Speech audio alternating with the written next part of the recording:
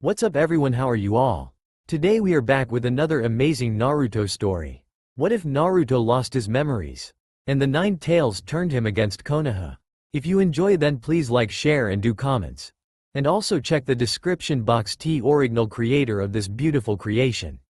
Well, that Uchiha brat really fucked you up. A deep menacing voice chided to the young blonde boy who lay unconscious in the Valley of the End.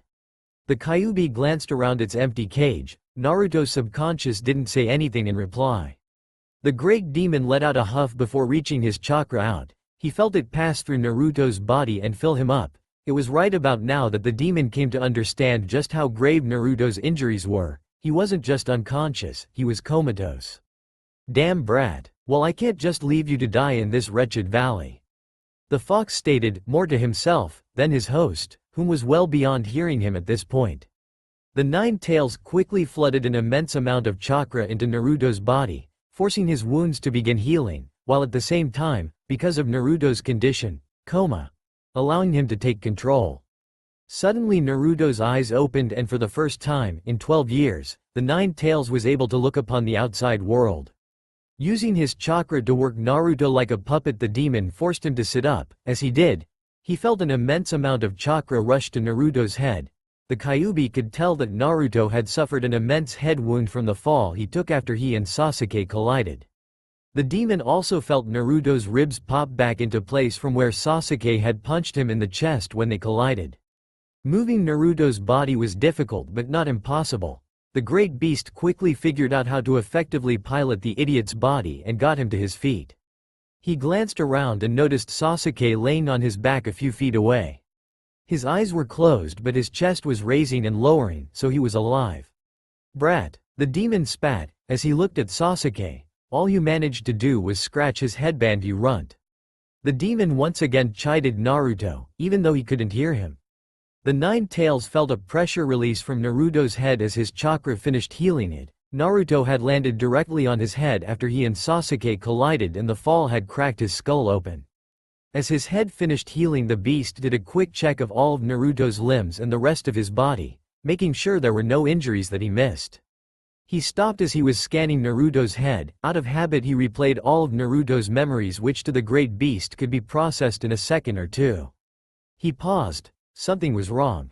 He replayed Naruto's memories and it happened again. The memories just stopped a few weeks before Naruto graduated from the academy. The demon grinned wickedly. Oh my, it's all gone. Your clone jutsu, your Rasengan, your friends, your sensei, that perverted old sage. All of it's gone. The demon cheered almost triumphantly. Oh. I have just been granted a chance to rewrite things. Oh. I do believe a change of scenery is in order. The nine tails took one last look around the valley through Naruto's eyes. The demon grimaced as the memories of his last battle in this valley returned to him. After a moment the memories faded and the demon refocused. He knew now that Naruto was healed. It would only be a matter of time until he woke up, so if he wanted to leave, he would have to go now. The tailed beast sent more of his chakra into Naruto, enveloping him in the one-tailed cloak. And like that, with a single mighty leap, the demon, piloting Naruto's body, went hurtling out of the valley at top speed. Direction didn't matter, nor did destination. The beast knew that the only things that kept Naruto anchored to the leaf were his friends and bonds he had formed. But now, those were gone. The smile on the demon's face never vanished as he put as much distance between the leaf and Naruto as he could. Meanwhile, we couldn't find him, Pakun muttered as he and a few other members of Kakashi's pack returned to their master's side. Kakashi let out a tired sigh as he looked down at Sasuke, who was unconscious on the valley floor. He and his pack had been there for 20 minutes looking for Naruto, but they couldn't find him anywhere. Look, Kakashi. We can stay here. The kid needs a doctor. Pakun told him as the little dog stood over Sasuke. I know, Pakun. I'll take Sasuke back to the village, and I'll gather some of the trackers. Do your best to try and find Naruto's scent while I'm gone. Kakashi's ordered as he knelt down and picked up his student. He positioned Sasuke on his back, and gave another sigh before jumping onto the valley wall and then once more to leave it. Back at the village, my lady, Kakashi Hitaki has returned, and Anbu informed the slug princess. That's good, tell him to come see me. Tsunade ordered. Yes ma'am, the Anbu replied before vanishing from the room. I wonder how it went. Jiraiya stated. He was leaning against the wall in Tsunade's office, waiting along with her for Kakashi and Naruto to return. We'll know soon enough, Tsunade replied. A few moments went by before Kakashi appeared in front of them. As always, his face was indistinguishable. Report, Tsunade ordered when he appeared. Mission was a success. Sasuke has been retrieved. Though, Naruto is missing, Kakashi added after a quick moment of thought. What? Both Tsunade and Jiraiya said in unison. I have my pack scouring the Valley of the End, but they can't seem to locate him. With your permission, my lady, I would like to take some of the trackers back out with me, and see if we can't find him. Kakashi explained. Tsunade stared at him for a few seconds before nodding. I'll go with you, Jiraiya offered, as Tsunade nodded. I would appreciate the help. Sasuke is at the hospital. I asked the Anbu to keep an eye on him while he's there. Kakashi told them as he turned to leave. I'll go see the boy myself, Tsunade said after a moment. Find him, she ordered the two of them as she walked towards her office door. Both quickly nodded and vanished. Tsunade let out an audible sigh as she marched out of her office and made her way to the hospital. A few minutes went by before she finally reached it. Once there, she quickly made her way to Sasuke's room. There were two Anbu standing outside the door, along with a familiar pink-haired girl leaning against the wall, opposite the door. My lady, Sakura stated happily when she saw her. Sakura, have you heard? Tsunade asked as she reached the door. I heard some of the villagers saying that Kakashi-sensei brought Sasuke back, but nothing else.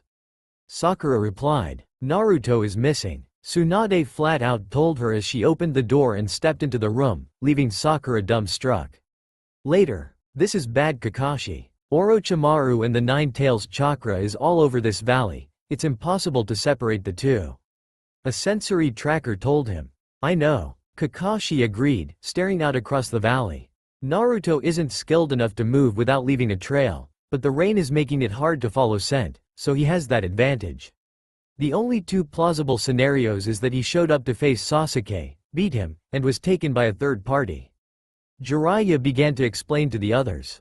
Or, Kakashi asked, eyeing him intently. Or he beat Sasuke and then ran.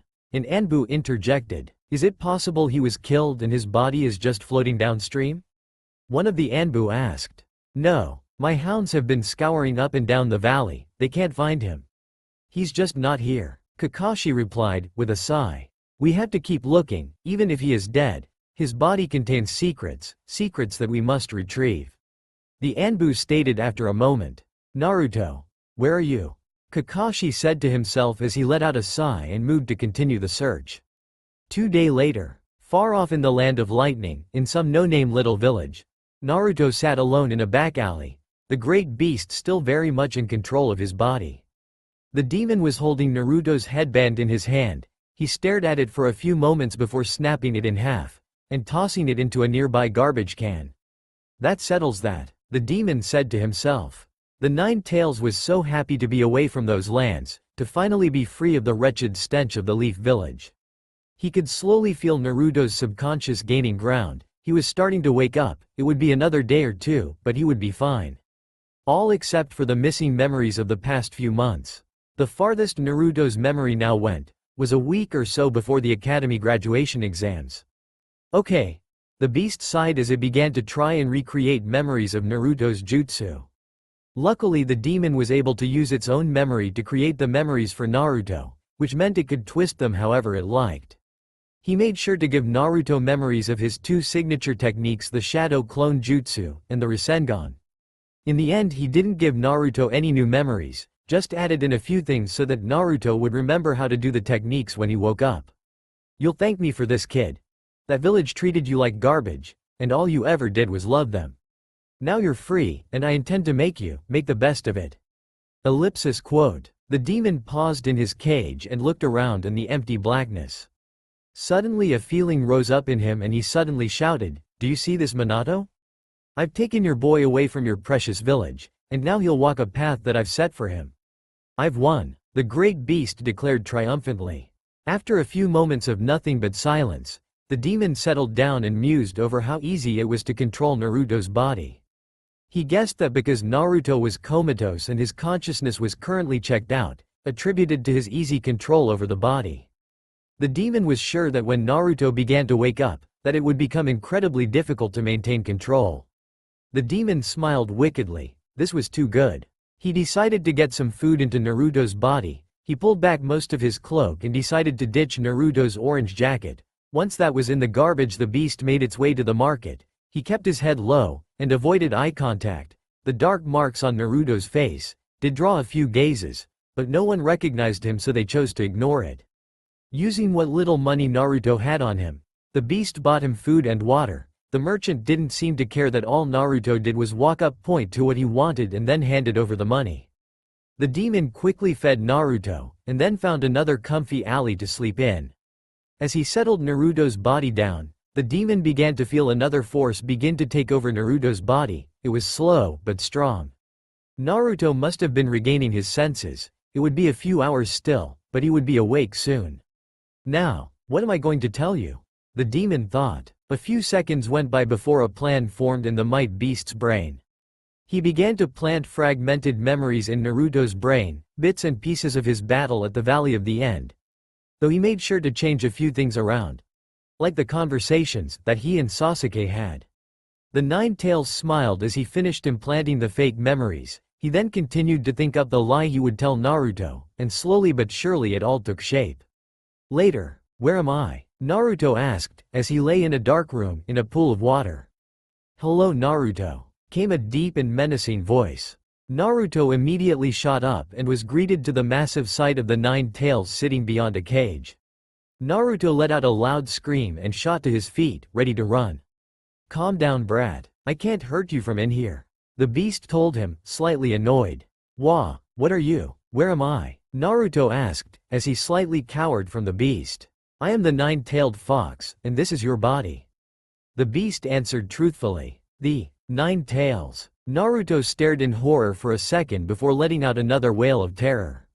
Shut up, the demon roared at him. Naruto's head immediately dropped, and he stared at the floor. We're inside your subconscious having a little chat, because I just got finished searching through your memories and I have found that you are suffering from amnesia. The demon explained. Naruto looked back up at him, though didn't look him in the eyes. Suddenly a confused look took up residence on his face. What's amnesia?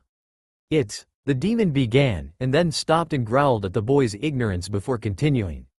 You hit your head and lost some of your memories. What? How did that happen? Naruto asked, still confused. Look, what's the last thing you remember? The beast asked. Naruto stared at him for a second before thinking back. The last clear memory he had was his classmates laughing at him after Iruka dragged him into school. But there was something else, another memory, bits and flashes of a fight between him and Sasuke. I was fighting Sasuke. What was I doing fighting Sasuke? Naruto asked. He was trying to kill you. The demon told him. At the sound of that, Naruto kind of cringed. Why would Sasuke want to kill me? Naruto finally got the courage to ask. You pulled a prank on him and embarrassed him in front of many villagers. So in turn, he ran you out of the village. But that wasn't enough. No. He chased after you and tried to kill you. And do you know what? Your people let him. The fox told him. The demon inwardly grinned as a look of shock and horror appeared on Naruto's face. Do you understand why they hated you so much? It was because of me. They hated your very existence, simply because I was inside of you. The fox explained to him. So it was your fault? You were the reason they hated me so much? Why? What did I ever do to deserve this? Naruto asked as he held back tears. The fox narrowed his eyes at Naruto. Everything had fallen into place. Now it was time to make his move. I'm sorry, the great beast told him. You're sorry? Naruto repeated, not expecting that from the nine-tailed fox. I am sorry that you have to suffer because of me. Whenever I am released from the cage, my own power overwhelms me. I lose control and go on a rampage. Though once I am sealed within a host, my mind becomes my own again. It is only when this happens am I able to think clearly. So for that, I am sorry. The fox told him. You lose control? Naruto stated, taking a step towards the great fox. Yes, I have too much power, and it drives me insane. Only inside of a person's body can I finally think clearly. I have watched you suffer for years at the hands of those abusive villagers. I have so longed to be able to help you. The beast was laying it on thick. knowing full well that Naruto would easily fall for it as long as the fox showed him some compassion. "So, when you attacked the leaf, all those years ago?"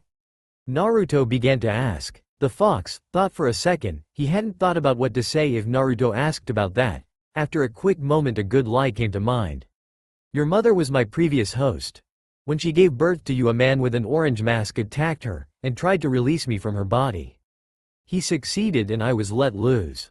Upon being freed, my power consumed me and I went on a rampage. Your father was the one who stopped me. He sealed me inside of you in the hopes that you would one day bond with me, as your mother had before." The beast partially lied to him. "You knew my mother? Wait, you said that my father sealed you inside of me. But the fourth Hokage was the guy who—" Naruto began to voice his confusion but then stopped as realization struck him. "Yes, Naruto. The fourth Hokage was your father. He sealed me inside of you, in the hopes that we could maintain the fragile balance that he and your mother tried so hard to maintain." The beast continued. "What balance are you talking about?" Naruto asked, through tears, as he wiped his eyes.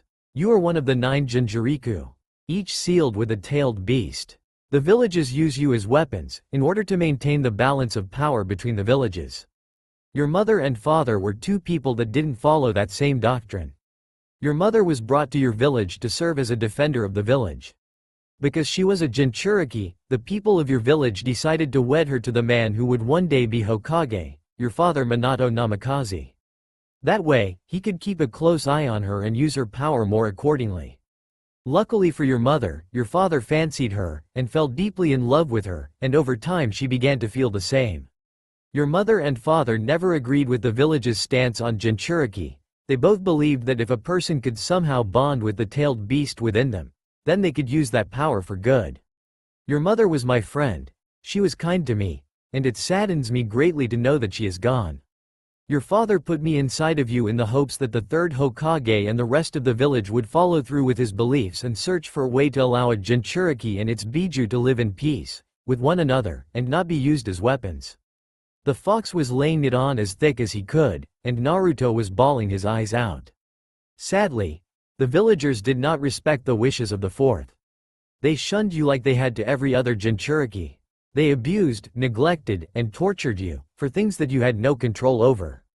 I'm sorry to say that most of the people that showed you any kindness, were only doing so because you were a Jinchuriki, a weapon." The fox continued. By now Naruto was trembling with anger as memories of the abuse he had suffered all his life came flooding to mind. "There was only one, who truly cared for you.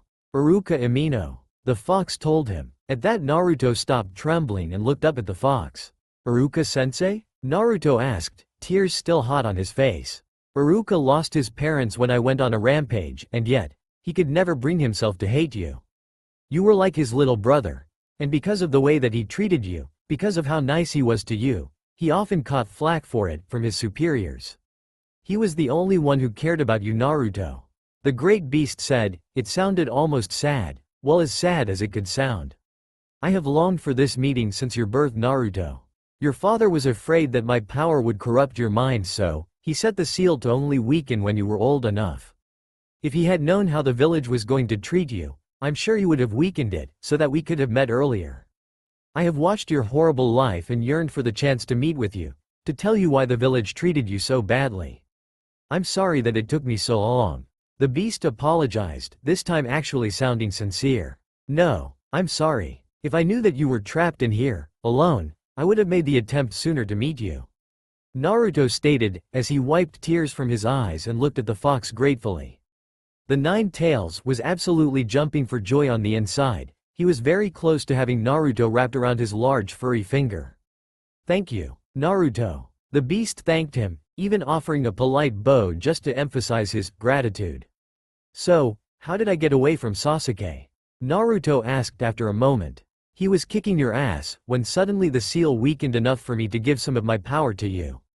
That was enough to turn the tide, and you managed to beat him, though you lost consciousness and fell over 35 feet and landed on your head, cracking your skull open on the hard rock of the valley floor. I was able to take control of your body and heal your wounds, while at the same time getting you the hell out of there," the fox told him. "Wow, you can do that?" Naruto asked, with a little amazement. "Heal your body, yes. Posse's you, only when you're comatose. The fox answered. Wow, so where are we now? Naruto asked. The land of lightning. The demon answered. That far. Naruto muttered, his thoughts slowly crawled towards his home. The fox sensed it, and made a quick move to quash all of Naruto's thoughts of home, forever. Naruto. The only thing left in the leaf is Iruka. And I'm sure if he could talk to you now he would tell you to stay away. Stay away from all of the hatred and abuse. Stay away from all of the people that would use you as a weapon. Think about it, Naruto. Outside of the leaf, no one knows that you are my Jinchuriki. No one will look at you and just see the 9 tails. You can be whomever you want to be out here. You can be free. Free of persecution and of disrespect. You can live a normal life, or join up as a lightning ninja. I can help train you how to use ninjutsu, if you want. Think about it. You can do and be whatever you want. The 9 tails told him, and he knew as a sad grin appeared on Naruto's face that he had won him over. You're right. Iruka-sensei would want me to be happy. I can be whatever I want out here. Naruto agreed. I specifically chose the land of lightning because it has no diplomatic relations with the leaf. You don't have to worry about the leaf finding you here, and even if they do, they would have to take the risk of running foul of the raikage, so I think you're good. The fox informed him. Okay, can I still talk to you if I leave here? Naruto asked. Yes, just will yourself out, and you should wake up where I left you. I'm connected to your brain, just think a question and you'll hear my reply. The 9 tails explained. Cool, Naruto stated, as he suddenly woke up. Naruto looked around to see he was laying, uncomfortable in an alley. An alley? You couldn't have found me an inn to sleep at? Naruto thought to the beast. Hey, with the money you had on you, you should be glad I was able to keep you fed. It shot back. Well, I guess it's time to start a new life. Naruto stated as he took a few steps out of the alley and looked around. He let out a sad sigh and began to walk. There were people walking around him, and some went out of their way to avoid him. Naruto was about to worry when the fox chimed in. You look like shit, and smell like ass. Naruto looked down at himself. He was just wearing his t-shirt and his pants were torn and dirty. He smiled as he realized why these people were avoiding him. He smiled because he knew that with a bath and some new clothes, he would immediately become just another face to them. A face that with time, could become anything. Time elapsed 3.5 years later. Yo, bro, what I gotta be here for? Killer B whined to his brother as they took a seat in a small stadium that overlooked a small arena. That was weak, B. The ox commented from inside of him. You keep that wrapping up for even 1 second longer and I'm gonna beat your ass into the ground. Now sit down and shut up. I told him with authority. Come on bro, don't beat up on me for being free. B chimed back but a glare from I caused him to immediately shut up. Lord I, it's so good to see you again. A large strong man stated merrily to I as he joined them in the single high-class booth that overlooked the arena. He was white-skinned and large just like I, obviously in his late 40s or early 50s. He had brownish hair that was starting to gray, and a medium-length beard. He had a somewhat jolly look about him, which was interesting, considering the many scars on his face told of a very dark past. Lord Hiato was the feudal lord of the southernmost provinces of the Land of Lightning, and served as their buffer with the mainland. I stood from his seat and immediately greeted the man with a warm handshake. Lord Hiato, it's good to see you again. As it is to see you. I see you've brought your brother along with you. It's good to see you again, Lord B. The big man greeted them. Though my brother brought me here out of spite, I am eager to see a good fight.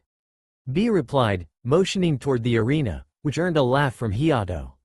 So Lord Hiato, what exactly is this fight for? One of I's bodyguards asked. He was black of skin with white hair, which covered one of his eyes. Ah, Darui, it's good to see you again, and you too, see. Hiato replied, looking at I's 2 bodyguards. The other being a white, blonde-haired man. Both offered him quick bows before looking to him for an answer. Well, you see, I'm getting on in years, and I need to ensure that my line remains strong. My daughter has already informed me that she would take no man as a husband who couldn't best her in battle. So I secretly set up this duel to test her against a couple of my finest warriors. If she beats all of them, then I can offer her some sort of prize, but if one of them manages to beat her, then I will have the 2 wed. Hiato explained. I'm going to assume she doesn't know what this competition is really for. I asked, giving his old friend a knowing smirk. Nope, and neither do the men participating. Hiato added, did you at least make sure that none of them were married? Darui asked, giving the old lord a bemused look. Of course, the bonds of marriage are a sacred thing, and those bonds have to be tempered with love, trust, and respect. I would never force a man out of wedlock, Hiato added. So, just so we're clear, you're going to have a bunch of guys fight your daughter, and if one of the guys wins he gets to plow her? Darui asked, his look hadn't changed. Both C and B smirked and started to giggle at that. Well, when you say it like that, it sounds like a stupid idea. Hiato pouted. So, why did you ask me here? I finally asked. Well, first we have a few very important missions we need to talk about, but the second reason was so that not only could you enjoy this fight, but I would like to ask you to offer your blessing to the man whom is to be my son-in-law, and who is to rule by my daughter's side one day. Hiato stated. I simply nodded. This kind of thing was common. He would often be called on to offer his blessing to young couples of noble families, as a show of good faith and a great relationship between the hidden cloud village and the feudal lords. Very well. I will offer my blessing to the victor. Though it will be interesting to see as there will even be one. Last time I saw her, your daughter was quite the viscous little firebolt. I commented. Indeed she was, and she's only become more like her mother over the years. Hiato laughed. Are you speaking of me behind my back, Daso? Came a woman's voice. They all turned and looked as a very beautiful woman in her mid to late 30s entered into the booth. She looked pumped, as if she had just come from a workout. She was dressed in long blue pants, and she wore a short elegant kimono on top. Hello dearest wife. I was only telling Lord I here about Naomi and how much she takes after you. Daso Hiato replied, with a grin. Greetings Lord I, Lord B, C, Darui. The woman stated with a smile. She looked much younger than she really was. She had dark brown, almost black hair that reached the middle of her back. She also had dark wide eyes. The four cloud ninja offered their greetings to the woman. Did you just come back from the training yard, Ayane? Daso Hiato asked, as his wife sat next to him. Yes, I was training with Naomi. She's eager to prove herself in this little competition of yours. Ayane replied, with a smirk. Did you end up making your choice on who you wish to participate?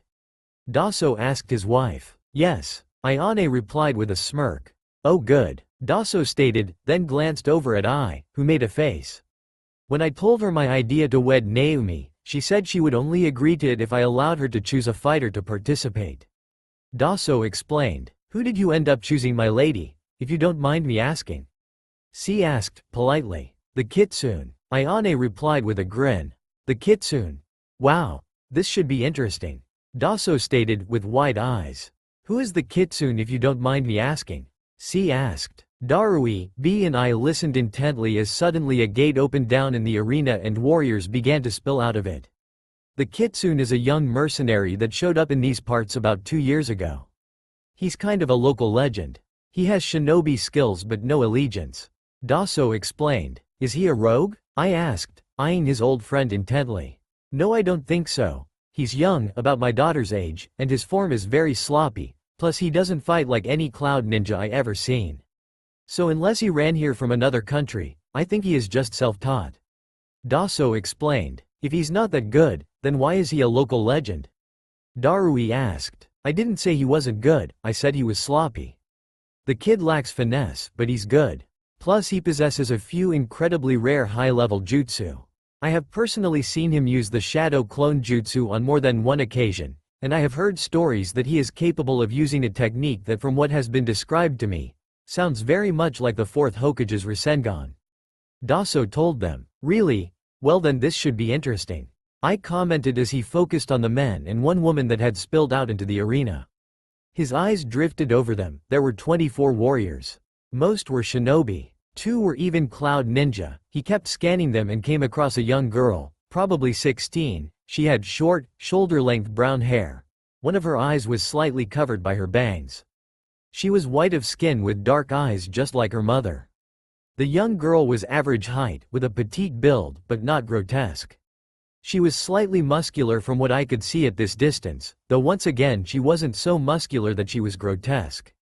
The young girl had a fair beauty to her, though to anyone who knew her, they would know that the beauty was not part of her personality at all. The girl was stubborn, self-righteous, and prideful. I had remembered the last time he had met the girl. She told him he looked like a shaved ape and that he should go back to the zoo. He ended up making her eat dirt, and busting B's nose, who had overheard her remark and started laughing. This girl, though, had a reason to be prideful. Her father was an amazing shinobi by any right, and had fought in the last 2 great wars, while her mother was a taijutsu prodigy whom often dreamed of traveling to the Leaf Village to face their own green beast.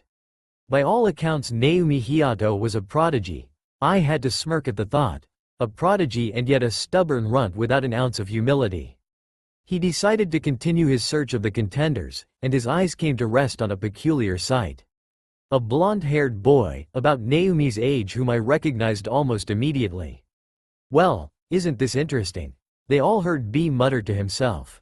I was about to say something when suddenly Daso stood and addressed the small crowd that had gathered to watch the fight, as well as the fighters themselves. Greetings one and all. We are gathered here today before the Raikage himself to enjoy a spectacle of combat. These brave warriors have offered themselves up, as contestants in a free-for-all brawl, that will end only with one winner. The winner will receive a prize befitting their skills. Now, let's get this fight going. Begin! Daso shouted to all the warriors that had gathered around the edges of the arena, spaced evenly apart. Suddenly a few men charged either into the center of the arena or simply along the edge towards each other. The fighting quickly erupted as a handful of jutsu were unleashed, most were lightning. Naomi rushed forward and picked a target. A man that had his back to her. She brought her hands up, weaved together a few hand signs. Suddenly she was at his back. Lightning style. Channeled burst strike. She muttered as suddenly her arm lit up with lightning. Before the man could turn to investigate, she slammed her fist into his back, allowing the lightning to release from her hand as she punched. The result was a loud, bright burst of lightning, and suddenly the man went rushing forward. He slammed into the wall of the arena, leaving a large crack in it as he fell to the floor, obviously unconscious. And the first KO goes to Naomi. That's my girl. Daso cheered for his daughter. His wife simply rolled her eyes and smiled, while Darui and C both nodded. She was indeed an impressive young girl. I and B, however, weren't watching her. They were watching someone else. The blonde boy who still stood at the edge of the arena watching the fight. They both knew whom he resembled, and if their combined gut feeling was correct, then they knew who he was. Naruto quickly sidestepped the punch and drove his knee right into his attacker's gut. HMPH. I bet that hurt, the Nine Tails commented. Naruto watched as the man recoiled a few steps before continuing his assault. He rushed forward and drove his fist into the man's face, right as a clone swept his legs out from under him. The man quickly fell to the ground and Naruto was quickly on him. He pinned the man to the ground with one arm and then with his free hand, punched the guy's lights out. Naruto glanced up from his fallen opponent and scanned the arena. There were 4 people left, and he recognized 2 of them. One was Yu Young, co-captain of Daso Hiyato's guard, and the other was his daughter. That little brat is still in this? Naruto thought to himself. From what I can tell, she is pretty skilled. The fox commented. Yeah, but still. You'd figure since this is the only chance that they're ever going to have, the guards would gang up on her, and teach her a lesson or two. Naruto said back to the fox. She is an annoying little brat, isn't she? If only she wasn't so good looking. The fox agreed. Got a crush on her? Naruto asked. No, but you do. The fox replied. What? No, I don't. Naruto almost shouted back to the fox. I can read your mind, kid. And I know that you were picturing her nude when you were pounding your meat the other day. The demon shot back. Hey, no, never. We promised never to talk about those moments. Naruto shouted, his face turning red. Ah, did I embarrass you, little guy? The Nine Tails asked. Fuck you. Naruto growled in reply as he tried to shake away his embarrassment. Hey, there's nothing wrong with thinking of a pretty girl like that. Especially when it's her. That toned, fit body. The fox continued to embarrass him. Shut up, Naruto stated, his face turning redder. Those big brown eyes. The fox continued. Shut up, Naruto shouted at him again. I'm guessing that she has perky tits. The beast commented. Shut up, Naruto shouted as loud as he could. His face was as red as a tomato. Plus, she's mean, and mean girls like it rough. The demon added. For fuck's sake, Naruto threw up his arms and returned to the fight. "Ah, what's wrong? The truth hurt?" The Nine Tails asked with a wicked grin as Naruto left. "Just drop it, alright. Regardless of what I may or may not feel, she's a client's daughter, and you told me to never get involved personally with clients." Naruto gave him a thought before focusing on the fight. "Ha. So you do like her. You like the way she talks down to people. It gets you off, doesn't it?" The Nine Tails laughed, but Naruto just ignored him. Naruto glanced over just in time to see Naomi send another man flying with a lightning-style jutsu. She turned to deal with another man whom she must have been fighting earlier cause he was slowly inching away from her as she approached him. Naruto shook his head at the cowardly man and looked over to see the co-captain of the guard eyeing the two as well. He suddenly looked over at Naruto and charged towards him. Naruto guessed that the co-captain wanted to finish him off quickly before dealing with Naomi, who he probably considered a bigger threat. "Naruto, rape him," the fox ordered as the co-captain charged toward him. Naruto just smirked at the order and began to backpedal to avoid the co-captain's strikes. He had electrically charged his sword and was swinging it at Naruto. Naruto had to move fast to avoid the strike, though as he backpedaled a plan formed in his mind. As the man swung his sword, Naruto hopped back out of the way, but he made sure to allow his hands to come together for just a split moment so that a shadow clone could be created. Naruto's plan worked because he was too focused on Naruto. The co-captain didn't hear the shadow clone appear behind him. He continued to attack Naruto, and finally drove him to the arena wall. Naruto ducked one of his swings and quickly pushed him back. Right as he did, Naruto saw the clone appear behind the guy with the Rasengan in his hand. It wasn't the regular Rasengan, it was a lighter blue, almost see-through version that was used mostly as a quick knockback attack, but because the co-captain was so close to the rock-hard wall, this jutsu's power would be increased. Naruto quickly rolled to the right, as the clone struck the co-captain in the back with the weak Rasengan. The co-captain flew forward a few feet and slammed into the wall with a great deal of force. The wall cracked and the man's nose was obviously broken. He fell to the ground and wailed in pain. Naruto knew that he had won the duel. He glanced up and saw Naomi punch her opponent in the throat, sending him to the ground choking for air. She immediately scanned the arena and came to focus on Naruto, who was the only one left standing. "Oh, she spotted you. I wonder if she remembers you?" The tailed beast commented. "How could she? I've always worn a mask around her." Naruto replied, "HMPH. Anyway, rape her too." The fox stated nonchalantly. "You gotta stop telling me to rape people," Naruto stated as he rose and prepared to face off against her. "Why, it's fun," the fox replied. Naruto just shook his head and focused on Naomi as she charged towards him. As she raced towards him, she brought up her hands and suddenly two clones were at her sides. Naruto quickly made two shadow clones of his own and counter-charged. As the two reached each other, Naruto and his clones dove at Naomi. Naruto's main body plus the shadow clone to his right passed right through. His other clone was drilled in the face by the real Naomi, and it suddenly popped. Naruto quickly shot to his feet and charged towards her. She quickly weaved together a few hand signs and stuck her palm out towards him. "Lightning style, spark bullet," she said in a low voice as her arm turned into a lightning rod, and suddenly a small blast of energy shot out of her palm towards him.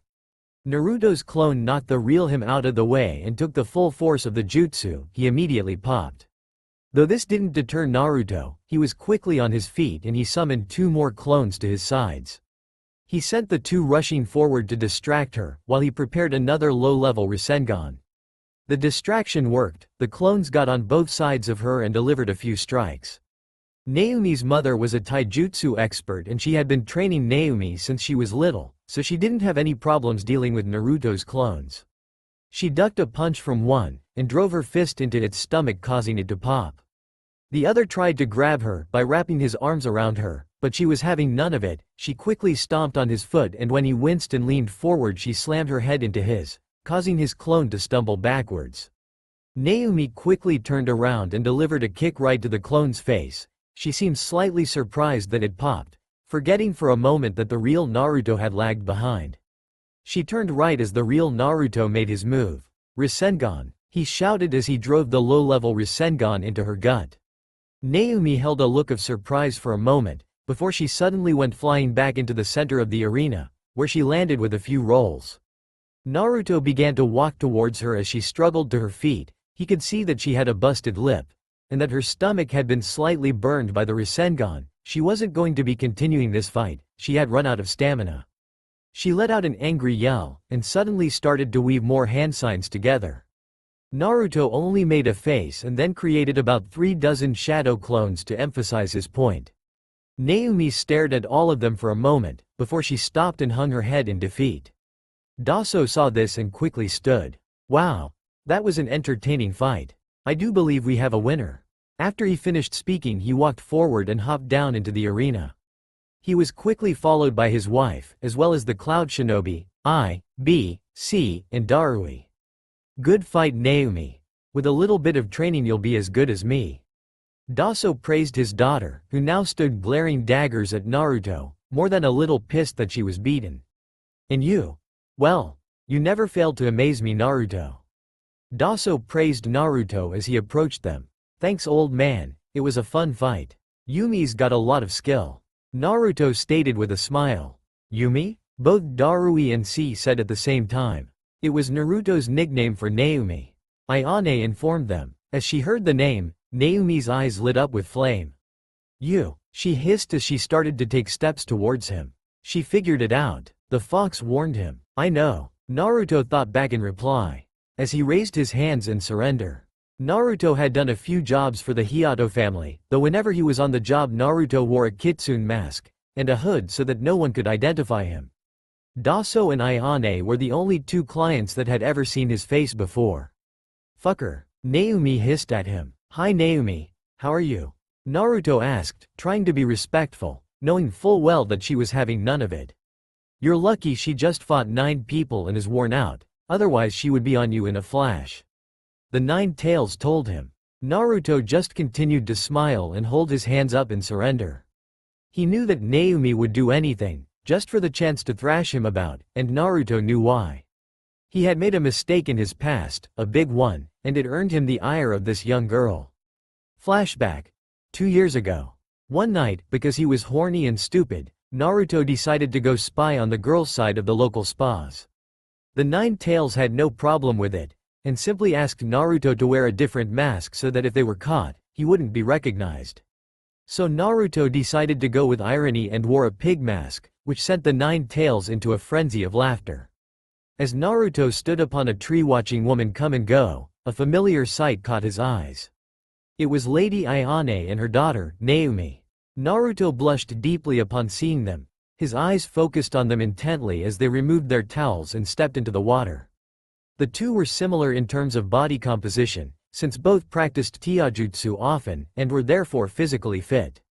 Ayane was exceedingly stunning. She had milky white skin, and very fine womanly curves that were topped off by 2 beautiful C-cup S. Her beauty made the other girls in the spa stare at her with jealous eyes. Naruto ogled the beautiful woman for a few moments, before his gaze fell onto the daughter. Naruto knew Naomi in passing since he had, at that time, performed a few missions for Lord Hiato, and he knew of her as a stuck-up brat. Naomi wanted to prove that she was an amazing shinobi, so she often would challenge her guards to fights. Her goal was to one day pass up her father in terms of skills, since he was a legend in the land of lightning. The old guy had fought in the 2nd and 3rd Great Ninja Wars, so he had a great deal of skill. Naruto grinned as he began to eye up Naomi, whom was his age at the time. He had only spoken to her once before, and she had never seen his face or hair for that matter. The first time he spoke to her, he gave her the nickname, Yumi, which she hated. Though after hearing about Naruto's skill, she was eager to test herself, though Naruto didn't feel like it and blew her off, which earned him the young girl's wrath. He continued to stare at her, beautiful just like her mother, pale skin. He could also tell that she was going to be stunning just like her mother, though even at 14, her S were still just small little mounds sticking out of her chest, but that didn't matter. Boobs were boobs to Naruto. Hey kid, she's seen you. The fox informed him with a grin, knowing that this could lead to either Naruto getting laid, or chaos. Either way, he was going to enjoy this. Naruto heard him and glanced up from Naomi's S to her face, and saw that she was just staring off. Naruto was confused for a second until he figured out whom the fox was referring to. He glanced over at Ayane and found her eyes locked on him. Gah! Naruto let out a scream and fell from the tree. He laid on the ground staring up at the sky for a moment as he heard the ladies in the spa let out cries of embarrassment. After a few seconds he sat up and glanced around as suddenly the wooden wall surrounding the spas exploded outward. Naruto watched in horror as Naomi and about 6 other women marched out of the spa, murder in their eyes. All of the women were still in towels as they locked onto Naruto and began marching towards him. He was staring at them with fear in his eyes as suddenly Ayane leaned out from the broken remains of the spa wall and looked at him. He locked eyes with her and suddenly she smiled and winked at him. Both Naruto and the Nine Tails adopted the same look of confusion. Naruto was snapped out of his stupor when he noticed Naomi weaving hand signs. Naruto shot to his feet, let out a cry of terror and turned to run. He had just about reached the end of the street, when suddenly he caught a ball of lightning in the center of his back. Naruto was able to stop himself from falling, and made it around the corner. He spent the rest of the night laying in a back alley healing from the burn in the center of his back, all the while the Nine Tails was laughing his ass off. That was a bad day, but it wasn't what earned him Naomi's wrath. No, what earned him that was when he showed up for a mission that was to be given by Lord Hiato, a few days later, and he ran into Naomi. As always, Naomi wanted to fight the kitsune, and Naruto told her he was busy, though instead of yelling at him or throwing a fit like she usually did, this time she chose to attack him. She weaved together a few hand sighs and threw a ball of lightning at him when his back was turned. Naruto heard it coming and immediately jumped out of the way, though because of his surprise he let out a scream. And sadly for him, Naomi had a very good memory and recognized his scream as the one that the pig pervert had made before. You were the one spying on me and mother," Naomi accused. "What? No," Naruto replied, still wearing his kitsune mask, so she couldn't see his face. "Liar," Naomi hissed at him, as she began to weave more hand signs together. "Run, kid," the fox shouted at him. Naruto let out another wail as Naomi dived at him with a fistful of lightning and punched the ground at his feet. Naruto was able to get out of the way in time to avoid injury. "Wait, can't we talk about this?" Naruto asked, holding his hands up in surrender. "Shut up and die, you pervert," Naomi hissed at him before charging at him again. And from there she proceeded to chase him all throughout the village of Aski, attempting to murder him for his perversion. And from there began an eternal game of cat and mouse, where Naruto would have to infiltrate Aski in order to talk with Lord Hiato, who gave some of the best missions, money-wise, and then he would have to sneak out without Naomi finding him, otherwise a chase would ensue. End flashback. Naruto was snapped out of his flashback by its sudden punch to the face. He stumbled backwards as his hand shot to his face. "Ow," Naruto whined. "Pervert," Naomi hissed at him darkly as she cracked her knuckles for another punch. Ayane suddenly appeared at her daughter's side with a big smile on her face. "How did you enjoy fighting the kitsune?" she asked her daughter. "You're alright. But this fight doesn't count since I already fought a bunch of people before you," Naomi replied. "If I promise you a rematch, will you not hit me again?" Naruto asked, as he rubbed his nose. "Baby," Naomi chastised him. Naruto simply gave her a look before looking at Daso Hiato. "Hey there, old man. How you doing?" "I'm good, Naruto. I see you're still in form," Daso replied with a big smile. "Thanks, been working hard these last few months," Naruto replied with a little embarrassment. Daso was one of the few people Naruto considered to be his friend. The old guy was very down to earth. He may not have been the best leader, in terms of politics and economy, but he was beloved by the people and the other feudal lords. Daso hated to be stuck in his castle all day, so he would often venture out into the village to hang out at the bars and talk with the citizenry. More than once he had treated Naruto to dinner at some of the more reputable places in Aski. Daso liked them because they were more fun. On one occasion, not recognizing him, a drunk began to bicker with Lord Hiato, which ended in a full-scale bar fight. Daso walked away from that fight with a grin on his face and broken rib. "Well, Naruto, it's good to see. Anyway, you're the winner, it's time to tell you what you've won," Daso stated. Naruto's face lit up. That's the reason he participated in the fight, because Lady Ayane had told him that there would be an incredible award if he won. "You Naruto of the Kitsune. are to be wed to my daughter, Princess Naomi Hiato. Daso declared. Naruto's jaw immediately hit the ground, and the fox burst out laughing. No, no way in hell am I marrying this perverted troll. Naomi shouted at her father. Naomi, as a loving father, I came to you and asked what kind of man you wanted to be wed to. In response you gave me only one prerequisite. That he be capable of beating you in combat. Naruto has done that, and stories of his skill will more than suffice as proof of his talent in actual combat. Daso replied, keeping his smile. But father, Naomi started to argue. Wait, don't I get a say in this? Naruto asked, as he picked up his jaw. Of course Naruto, speak your mind. Daso replied, still smiling. Well, I mean, it's not that I have anything wrong with it, it's just. Naruto tried to voice his protest, without being offensive to one of the few people that have been kind to him since he left the leaf. What am I not good enough for you? Naomi suddenly asked, earning everyone's attention. She stopped when she realized the words that had just come out of her mouth. It was her pride that said that, not her. See, Naruto, she would love to marry you. Daso stated. What the hell is wrong with that chick? I thought she hated me? Naruto asked the Nine Tails. I don't know. Maybe she's just as infatuated with you, as you are with her. The fox replied back, with a giggle. I am not infatuated with her. Naruto shot back to the fox.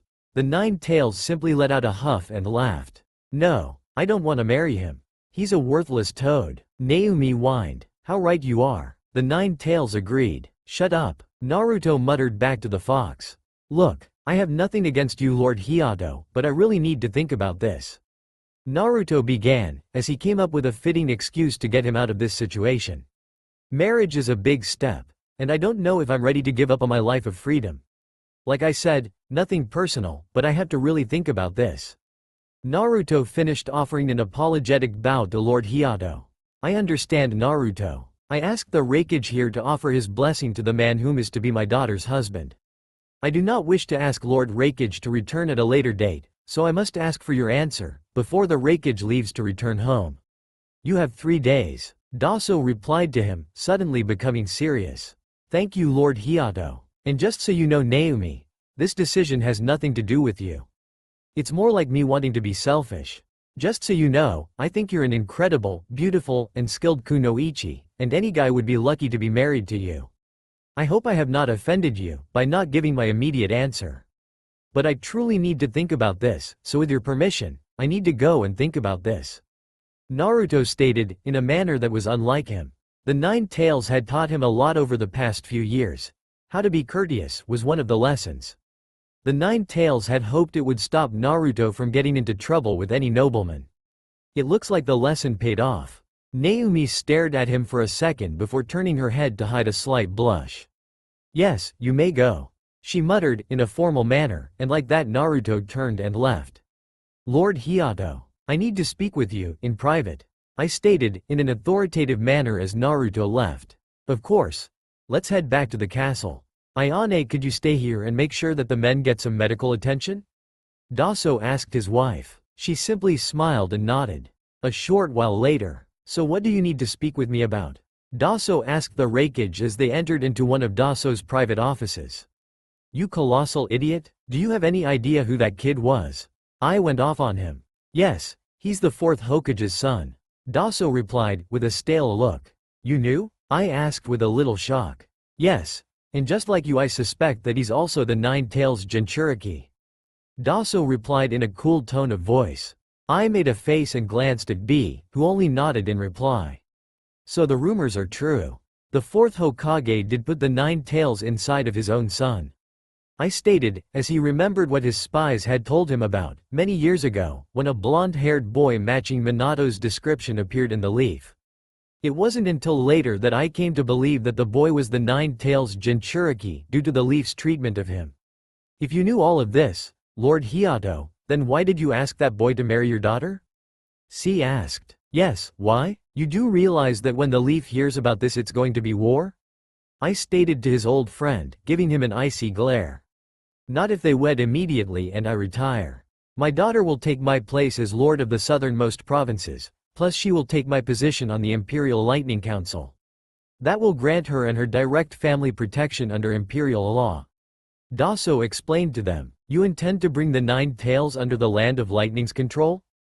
Darui stated, with a bit of shock. The nations had always fought for the Biju, but they almost never succeeded in breaking the balance of power that had remained constant over the year. "You think the Fire Daimyo will approve of this? The moment he figures out that we have the 9 tails, he'll call for our heads, and unless the Emperor wants a civil war, then he will force the Lightning Daimyo to give up the 9 tails. I informed him, "The Fire Daimyo won't let this information get out, because the only people who will know that he is the 9 tails Jinchuriki will be us and the Lightning Daimyo."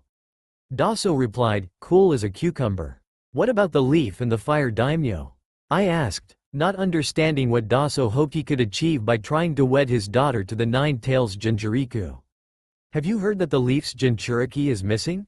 Daso asked, with a tilt of his head. "No, but it's obvious that he is." I replied, still confused.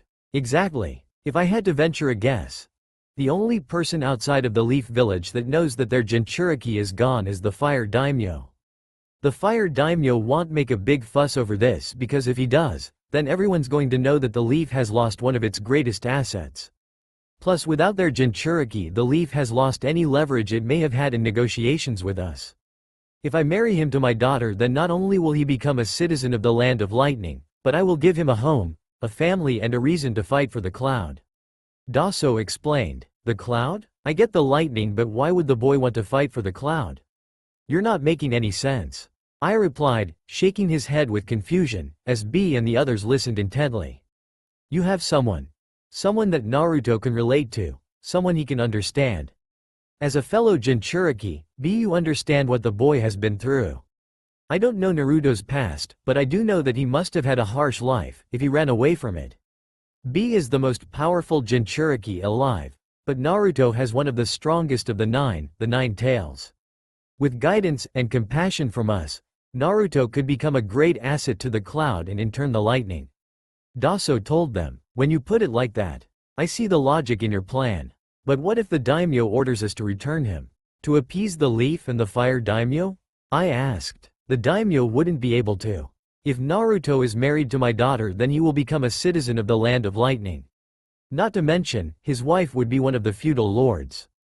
Do you know what kind of chaos would result from the Lightning Daimyo exporting a citizen of the Lightning, who happens to be a nobleman, and if you agree with my plan, then we can also make him a Cloud Shinobi, which would give us the argument that the boy now has secrets of the Cloud Village. Besides, you may be loyal to the Daimyo, but we feudal lords are loyal to you, Lord I. You are our defender. You fight for us, he doesn't. With your support, the Cloud and the Land of Lightning will have everything it needs to usurp the Land of Fire and the Leaf, as the most powerful nation." Daso answered, "What do you think, B? You would be the one to convince him to join the Cloud.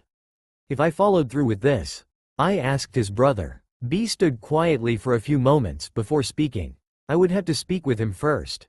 The life of a Jinchuriku is rough. In order to survive, you've gotta be tough. I need to see for myself if this Naruto is a coward who ran from his duty, or a broken heart, who ran from his curse." B replied, only throwing a half-hearted rhyme, because he felt like it. I agree with B.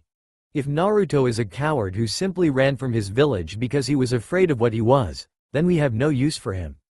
But if he was mistreated, that would mean he holds no love for the Leaf, and we could welcome him to the Lightning and the Cloud with open arms. He would feel at home, and might be willing to voluntarily join us." C added into the conversation. "I gotta agree with C and B, if the kid suffered, then we would be painted as benevolent caregivers who took the boy in, and kept him safe. If he's suffered and we take him in, it could be good for our image, at the very least." Darui added, "Okay, Daso, I'll have B talk to Naruto if he chooses to wed your daughter. Depending on what B decides will depend on whether I offer my support or not." I told his old friend, "Thank you, Lord Raikage, I appreciate that you consider my proposal." Daso said with a small bow. Suddenly an ominous presence flooded the room. They all glanced around when suddenly B snapped his head towards the window. He stared for a second before jumping out the window. "B!" I shouted after him, as he jumped after his brother. C, Darui, and Daso quickly followed them, out the window, as B made a beeline towards the forest outside of town, as fast as he could. A few moments earlier, "What do you think I should do about this fox?" Naruto asked himself as he leaned against a tree outside of the village. Well, let's weigh out our options. If you say no, nothing will happen with your life, and you may lose a client. The fox replied. But if I say yes? Naruto asked. You'll be given a family. Daso and Ayane will become your in-laws, and you'll have a wife. You won't have to live out of inns anymore. You'll live in a castle, and have servants and guards, and will never have to raise another finger for the rest of your life. The fox informed him. Anything else? Naruto asked. He liked the idea of having a family, and he did like old man Daso, but he still wasn't sure. You get to have with Naomi. The fox replied. Naruto blushed deeply and then quickly scolded himself for the thought. Anything else? He asked again. You'll be protected from the leaf. If you're married to a feudal lord, then they wouldn't be able to force you to go back to the village, and if they tried, it would mean war. The Kyuubi informed him. I'd be able to stop hiding? Naruto asked. A family was the big one, but being able to stop running from village to village waiting for the next time the toads tried to summon him to Mount Mayuboku. Naruto thought back to the first time the toads had tried to summon him there. The fox had told him that it would probably happen and that he needed to be ready for a lot of pain when it did. When it finally did happen, Naruto felt like his very soul was being pulled from his body. When the toads tried to summon him, the Nine Tails fought back. He had Naruto tear the seals slightly to allow some of his power to flow out of the cage at a regular basis. And when he felt the tug of being summoned, the Nine Tails flooded Naruto's body with its chakra. Stopping the summoning, the beast was then pitted in a battle of wills as its chakra tried to hold Naruto in place, while the toad's chakra tried to pull him away.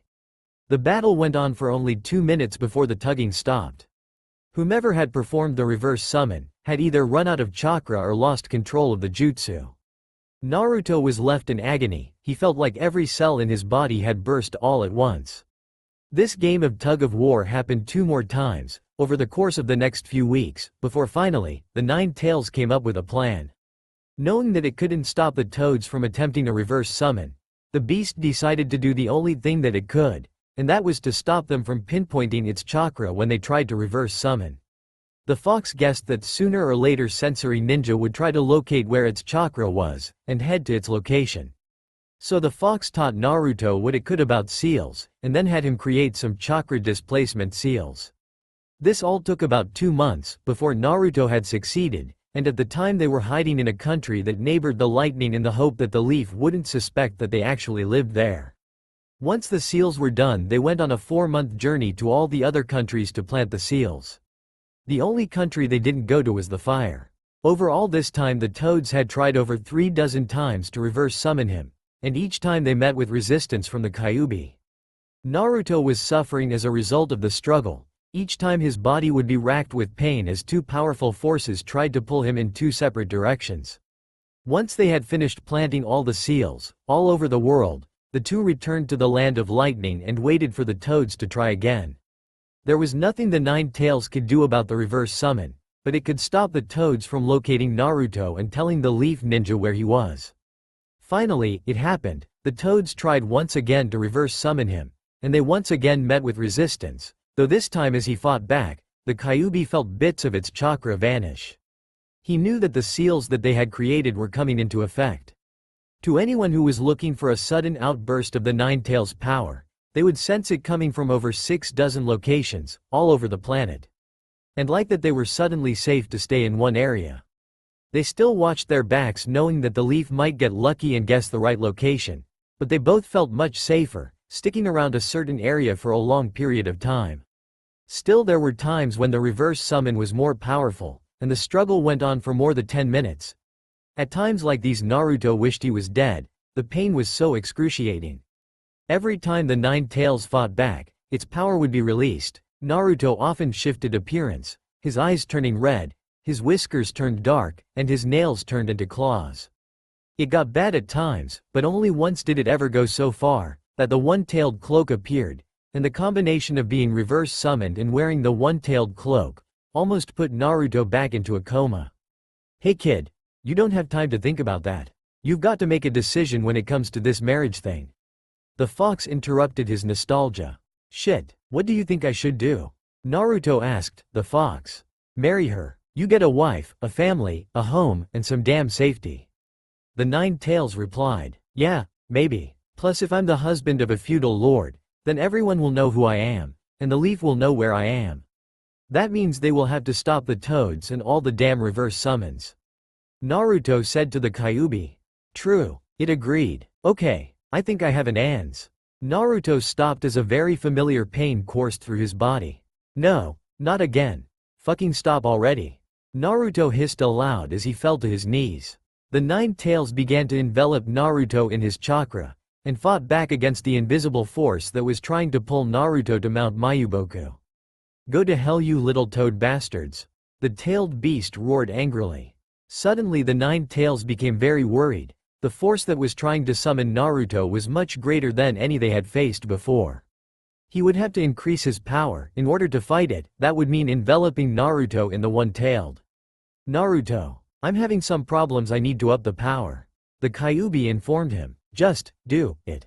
Naruto hissed through his teeth as he writhed in pain. The Nine Tails quickly released more power, and Naruto was quickly covered by the one-tailed cloak. Naruto continued to writhe in agony as the Nine Tails' power coursed through him. He felt the power of the reverse summon weaken, and for a moment Naruto felt relief pass over him. The feeling didn't last as suddenly the power of the jutsu increased. What? The Nine Tails roared as he felt the summoning power increase in strength. Release him. A voice echoed through Naruto's head. Naruto's mind was in whirlwind of pain. He couldn't focus, but something told him that he should recognize that voice. I'm not going back. Naruto finally shouted aloud. Kid. The Nine Tails growled as he felt the reverse summon begin to activate. If he didn't think of something fast, then they would both be taken to Mount Mayuboku. Do something. Naruto suddenly pleaded to him. The fox's eyes shot wide. In the last 3 years, his relationship with Naruto had changed. They weren't just demon and host. The Nine Tails had taken Naruto as his student. They were friends. Naruto, I need to release more power, but if I do, then the second tail will manifest. The beast informed him. I don't care. I'm not going back to that hell. Naruto shouted in reply. Naruto boy, listen to me. A new voice in his head began to say but was cut off when the Nine Tails released a mighty roar and forced more of his power into Naruto. Suddenly the second tail manifested. Naruto let out a wail of pain, as he suddenly shot to his feet, the power of the Nine Tails overriding the pain of the reverse summon. Suddenly a familiar dark-skinned man, with white hair and glasses, showed up in front of him. You letting the beast out to play, you must be having an awful day. B said to him. Those damn toads, was all Naruto muttered, as he began to stumble about, losing control of his body. Toads? What's up with you fool, ya fool? B asked, as suddenly I, C, Darui, and Daso appeared next to him. What's the meaning of this? I asked Naruto, as the Nine Tails chakra swirled around him. Something about toads, B said with a shrug, as his own 8-tailed cloak enveloped him, and he started to walk towards Naruto. B, be careful, I ordered as he watched his brother close in on Naruto. I'm not going back. I'll never go back to that hell. Naruto shouted as he suddenly lashed out at B. B easily dodged the strike and caught Naruto's hand. He then quickly closed it into a fist and punched his fist to it. What seems to be going on here, Fox? Came the ox's voice. The Nine Tails watched as B and the 8-tailed ox manifested in front of him. So, you're the 8 Tails Jinchuriki. I knew I smelt you somewhere, ox. The fox said through gritted teeth. What seems to be the problem? The ox asked as he leaned closer to the fox. Those damn toads are trying to reverse summon us to Mount Mayuboku. The fox replied, no time to be snide. Oh, then your host's comment about toads makes sense. The ox stated, as he watched the Nine Tails struggle. What do the two of you want? Either help or leave, I'm busy. The Nine Tails roared at them. We'll help you fight, but first I have a question, as is my right. B replied. What is it? The fox roared at him, as he felt the reverse summon grow even more powerful.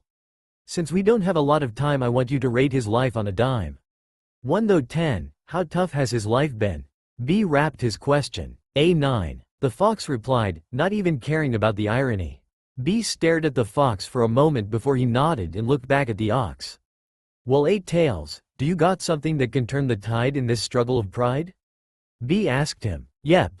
Alright, fox, let's link our chakra for a moment and the combined force of chakra should be enough to break the reverse summon. The ox stated, as he moved forward and stuck out his fist for the 9 tails. The 9 tails glared at him for a second, before relenting. It was either this or go back to the leaf.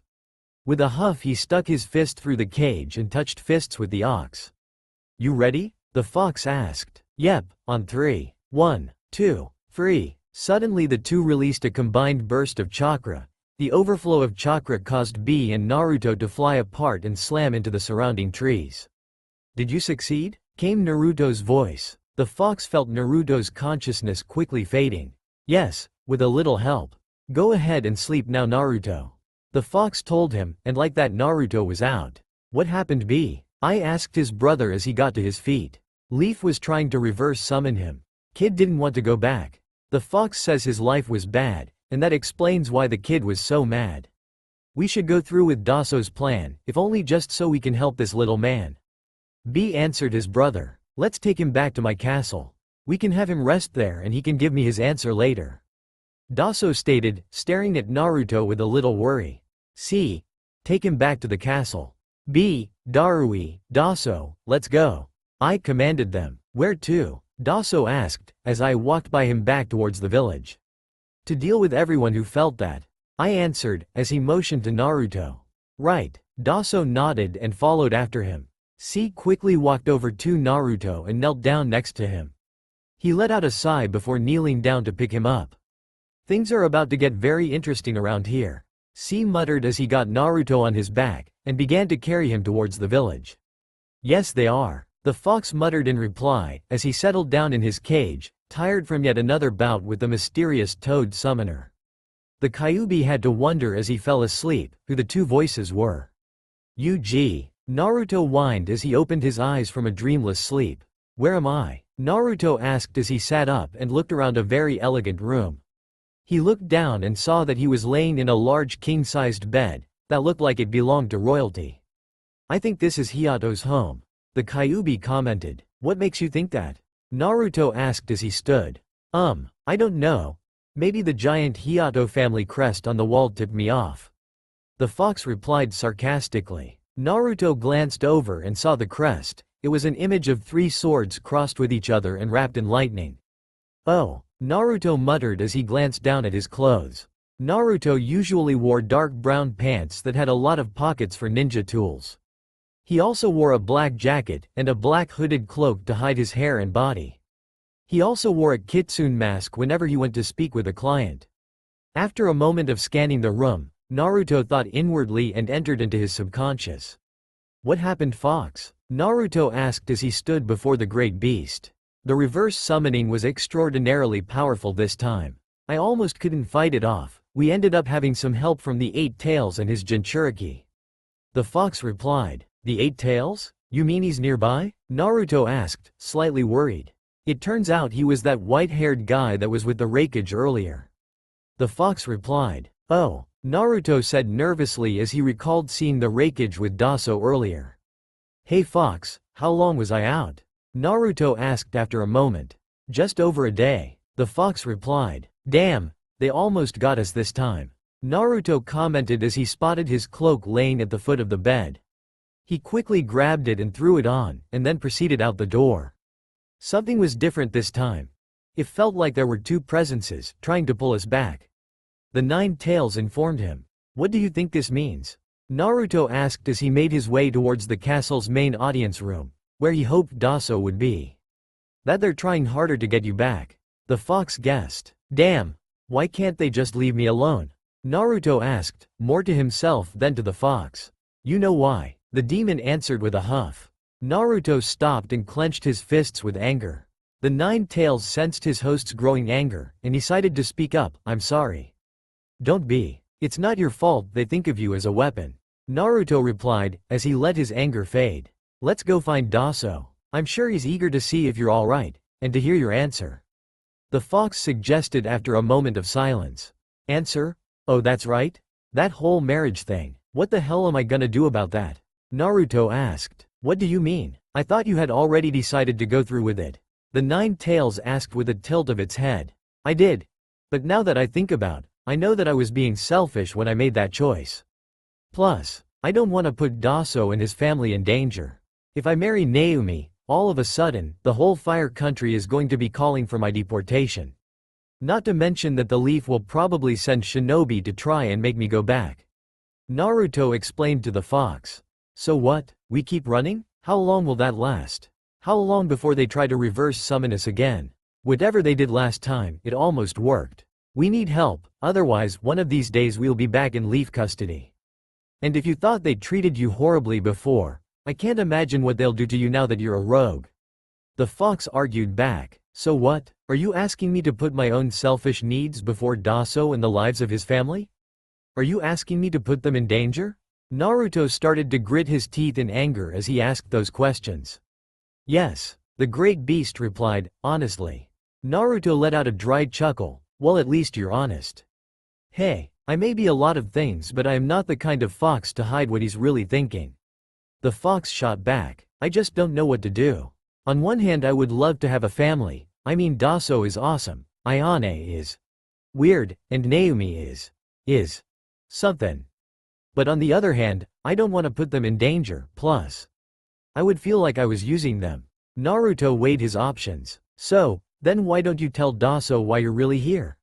I mean, I'm sure the whole fucking village felt my chakra the other day, so I'm sure Daso is suspicious if not fully aware of what you are. Ask him for some advice. The fox suggested. Okay, that's what I'll do.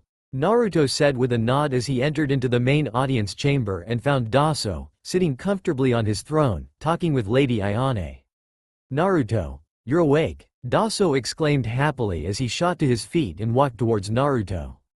Hey there, old man, sorry for the inconvenience. Naruto apologized as he walked towards them. It's not a problem, Naruto. I'm just glad you're awake, Daso said as he reached Naruto. I think there's some things that you and I need to talk about, Naruto stated after a moment, giving Daso a look. Daso stared back at him for a second before nodding and making a motion for Naruto to follow him to some place more private. Elsewhere. Stop pacing, Sakura, you're giving me a headache, Tsunade complained as she held her head in her hands.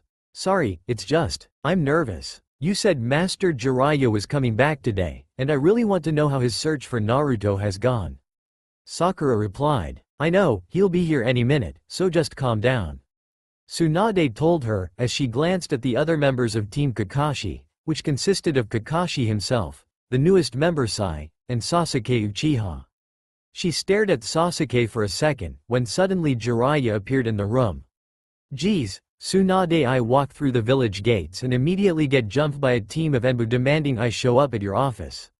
You must be really eager, Jiraiya stated with a stale face. Last report from you indicated that you and Lord Fukasaku were going to try something.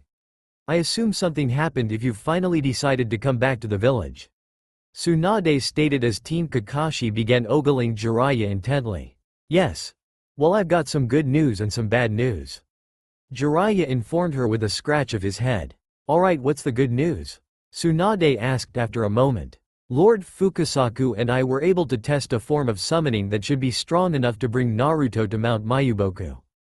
Jiraiya began to explain. How is that? Tsunade asked, eyeing him intently. By entering Sage mode and fusing with Lord Fukasaku, I was successfully able to enhance the power of the reverse summoning jutsu. I believe with a little practice Lord Fukasaku, Lady Shima and myself can successfully reverse summon Naruto to Mount Mayuboku, Jiraiya explained. At hearing that, Sakura and Sasuke began to get excited. So then what's the bad news? Kakashi asked, sensing a but.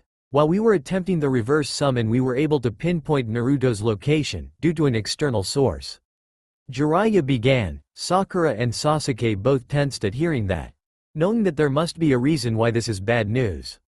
And what kind of external source was that? Tsunade asked. It was the 8 Tails, Jiraiya answered simply. What? How is that possible? Tsunade acted, as Team Kakashi, minus Sai let out a collective groan. We were close to succeeding, we could feel the 9 Tails power weakening, and then all of a sudden another demonic power overwhelmed the jutsu and we were forced to stop it. Lord Fukasaku was able to identify it as the 8-tailed ox, Jiraiya explained. So that means that Naruto is in the cloud, Tsunade stated, as a look of horror took up residence on her face. No. The power surge came from the border of the Land of Lightning. He isn't in the cloud yet, but he is with the Eight Tails Jinchuriki. Jiraiya informed them. So there's still a chance to get Naruto back? Sakura asked hopefully. A slim chance, but we have to move fast. If we know where he is, then it's highly probably that the Akatsuki know where he is as well. Jiraiya stated. You are right, Kakashi, get Team Asuma, Kurenai and Guy. You're all going on a mission. Suande told them. All four nodded and vanished. Now, Jiraiya, tell me everything you know. Tsunade ordered, giving him a look. Well, I think I'll have to sit down for this one. Jiraiya began with a sour look. Back at Naruto's location. And you see, I would feel so guilty if I agreed to this whole marriage thing, without actually having any feelings for Naomi, plus I don't want to put you or your family in harm's way. Naruto finished explaining to him. He had spent the last half hour explaining to Daso everything. He told him about being the Nine Tails Jinchuriki, he told him about having a horrible life, and how the leaf treated him like a monster. He told him how Sasuke had tried to kill him and the leaf would have let him. Daso and Ayane listened intently the whole time, and didn't interrupt him once. On more than one occasion the two would grimace, as Naruto explained how he was beaten and then neglected hospital care because of what he was. Finally, as he finished, Daso adopted a sad smile. You've been honest with me, Naruto, so I feel like I should be honest with you. I have known for quite a while what you were. It was your appearance that tipped me off. We have been aware for quite some time that the Nine Tails Jinchuriki was somehow connected to the fourth Hokage. Seeing as how you're a spitting image of him, it wasn't hard to figure out.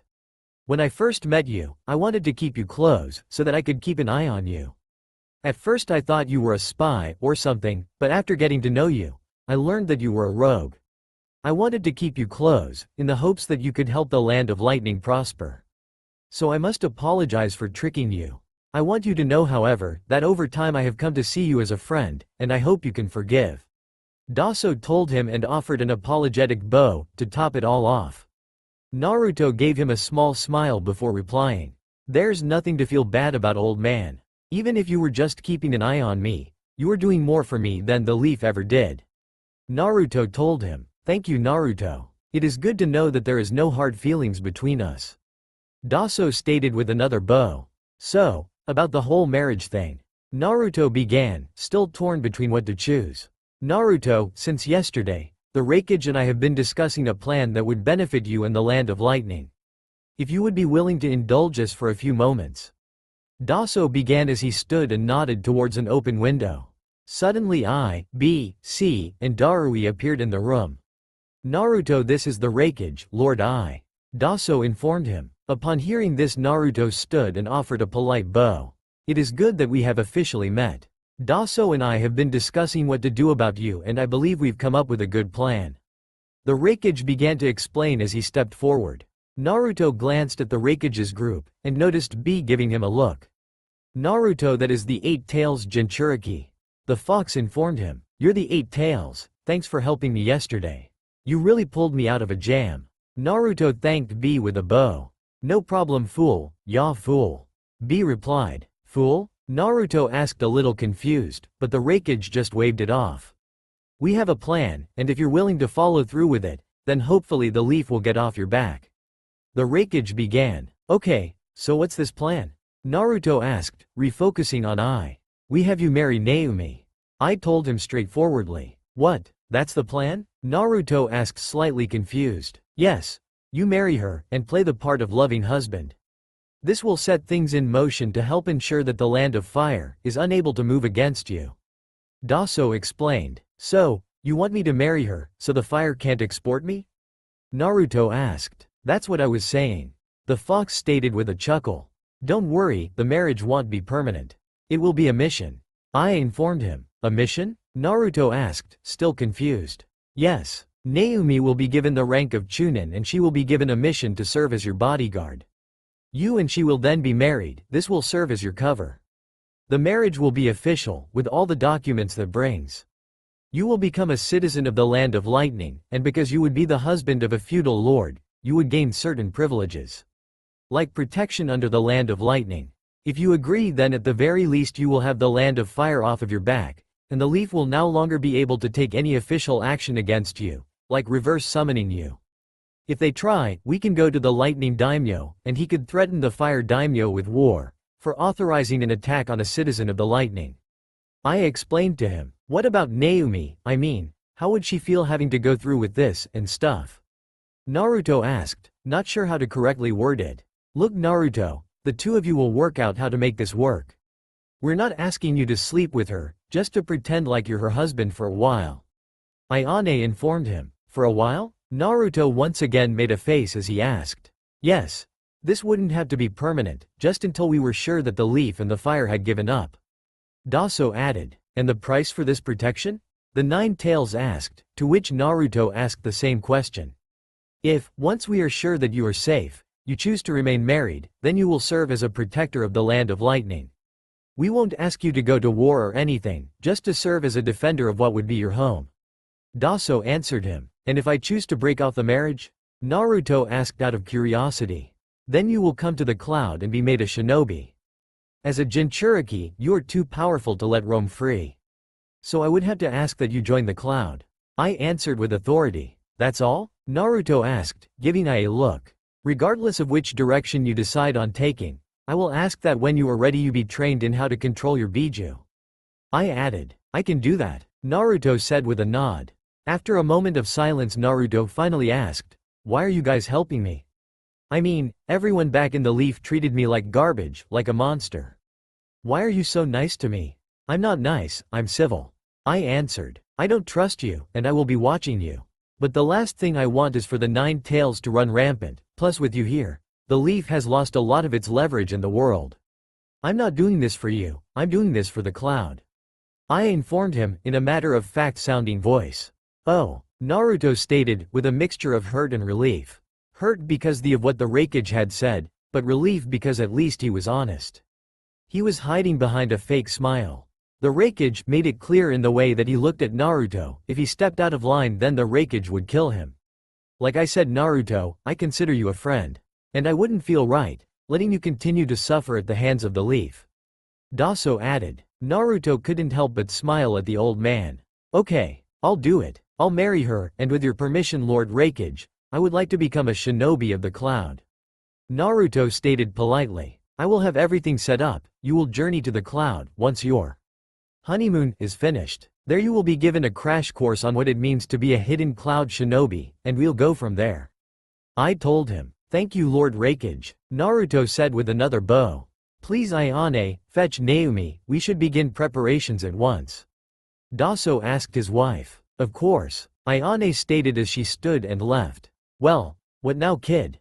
The fox asked. I don't know, I guess we just hope for the best, and try to make Naomi feel comfortable about all this. Naruto answered in his head. Oh, you dirty boy.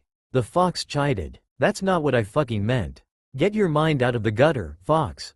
Naruto shouted in reply to the beast. The fox simply laughed aloud in reply. A short while later Ayane returned with Naomi who almost visibly cringed when she saw Naruto. Her father and the Raikage took her aside and began to explain things to her. Naruto was sure that they were telling her everything about him, since more than once she would look over at him, though only one of the looks held her usual resentment, the rest almost looked sad. What do you think is going through her mind? Naruto asked the fox as he, C and Darui all stood off to the side watching as the young Kunoichi was briefed. I hope he's gentle with me. The fox replied. Naruto was about to scold him, but couldn't because he found the statement to be hilarious. See, she's fun to tease, and now you two can officially bicker like a married couple. The fox added. You are unfucking believable. Naruto told the fox as he audibly snickered. B, C, and Darui all glanced at him when they heard him giggle. Naruto noticed their looks and smiled. Sorry, the fox made me laugh. C and Darui both made a face while B smiled. Chatting with you beast, can be fun at the very least. B stated. I think you're losing your touch. The ox commented. Shut up fool, ya fool. B shot back, but without an argument the ox knew he was right. After a few moments they all saw Naomi step away from her parents and stare out the window. It was about 5 minutes before she turned and nodded. I gave her a look before nodding at her.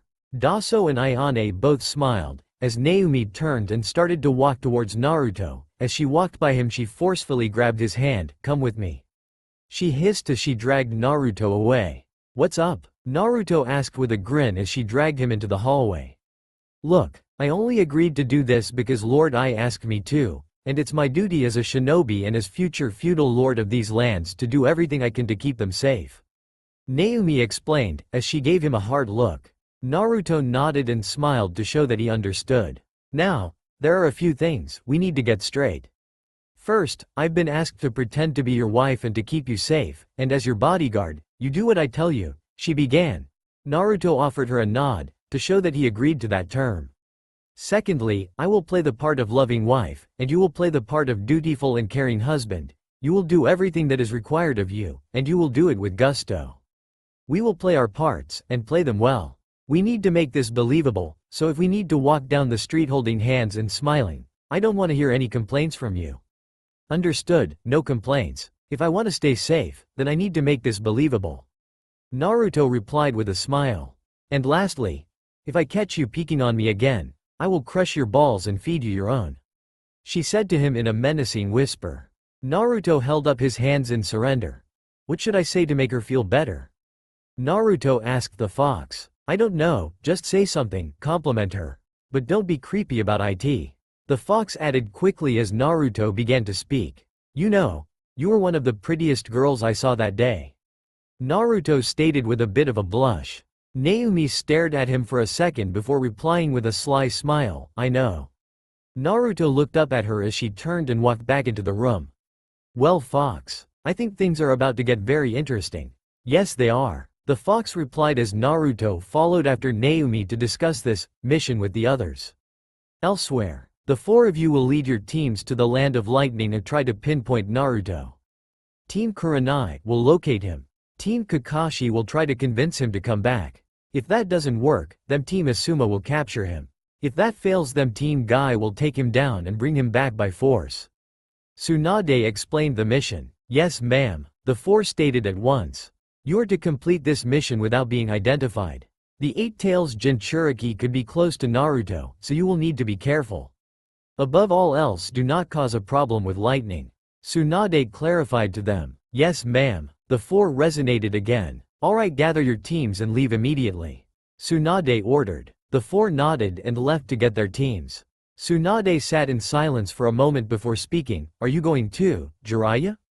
I'm going to try and figure out why Naruto has escaped the eyes of my network all these years." Jiraiya's voice came from just outside the window. "Fine, you do that," Tsunade stated with a huff. "Down in the village, so we've finally found him," Sasuke commented as he and the rest of the Rookie 9, plus Team Guy, stood waiting for their senseis to finish speaking to one another. "I can't believe it's been over 3 years," Ino stated. "I can't believe it either. It's felt much longer than that," Sakura lamented. "Are you too eager to see him again?" Tenten asked, eyeing Sasuke and Sakura. "Yeah," Sakura replied while Sasuke offered a nod. "I truly hope we find our friend soon," Lee stated, to which the other nodded. "You all seem to be forgetting that Naruto was sensed in the vicinity of the Eight Tails. It's possible Naruto has defected," Shino informed them. "Naruto? No way," Kiba said with a shake of his head. "There's no way he would betray the leaf. You all remember what he was like, all that Hokage talk. There's no way Naruto would just abandon us." "I agree with Kiba. There's no way Naruto would betray us." Hinata agreed. "We'll just have to see," Shikamaru said with a sigh. "Oh come on Shikamaru, you don't really think Naruto would betray the leaf, do you?" Ino asked, giving her teammate a look. "The guy vanished after beating Sasuke in the Valley of the End. He could have come home, or waited at the valley, but he didn't, he left. I don't know why, but something about that doesn't sit well with me," Shikamaru replied. "Let's not worry about the why right now. For now we should worry about simply finding him," Neji stated with a shake of his head. "I agree with Neji," Choji agreed. "Let's just find that moron and bring him home," Sasuke stated with a huff. Sakura shot him a look, but could see that he was very deep in thought. Sai simply listened to the group talking. He didn't say anything or open his mouth. After a moment, Kakashi, Guy, Kurenai, and Asuma walked over, and informed their teams that it was time to go. As they left, Sai couldn't help but think of the orders he received from Danzo. If Naruto Uzumaki does not return to the leaf, then you are to end the threat that he poses to us. Is that understood? Yes, my lord, Sai remembered replying. Come on, Sai, Sakura shouted to him. Sai glanced up and realized that the others were already walking away. Oh, sorry, I'm coming, Sai said with a fake smile as he ran to catch up. It will take us just over 3 days to get there, so let's hurry, Kakashi stated to the rest of the team. They all nodded and proceeded to run, aiming to reach their old friend as quickly as possible. Back in the lightning, do you think Naomi will be able to do it? I asked, as he drank sake with Daso. Of course, she's never failed a mission. That girl is the pride of the Hiato family, Daso boasted. I hope you're right. With the 9 tails on our side, the leaf will lose all of its power in the world, I stated, as he took a drink. I can tell, he doesn't hate them, the people of the leaf. He understands why they treated him like that. But he is afraid of them, and with a little push, that fear can turn to anger and hate. If Naomi succeeds in her mission, then either Naruto will love the lightning and cloud enough to defend us against Leaf, or he'll hate the leaf enough to want to destroy it.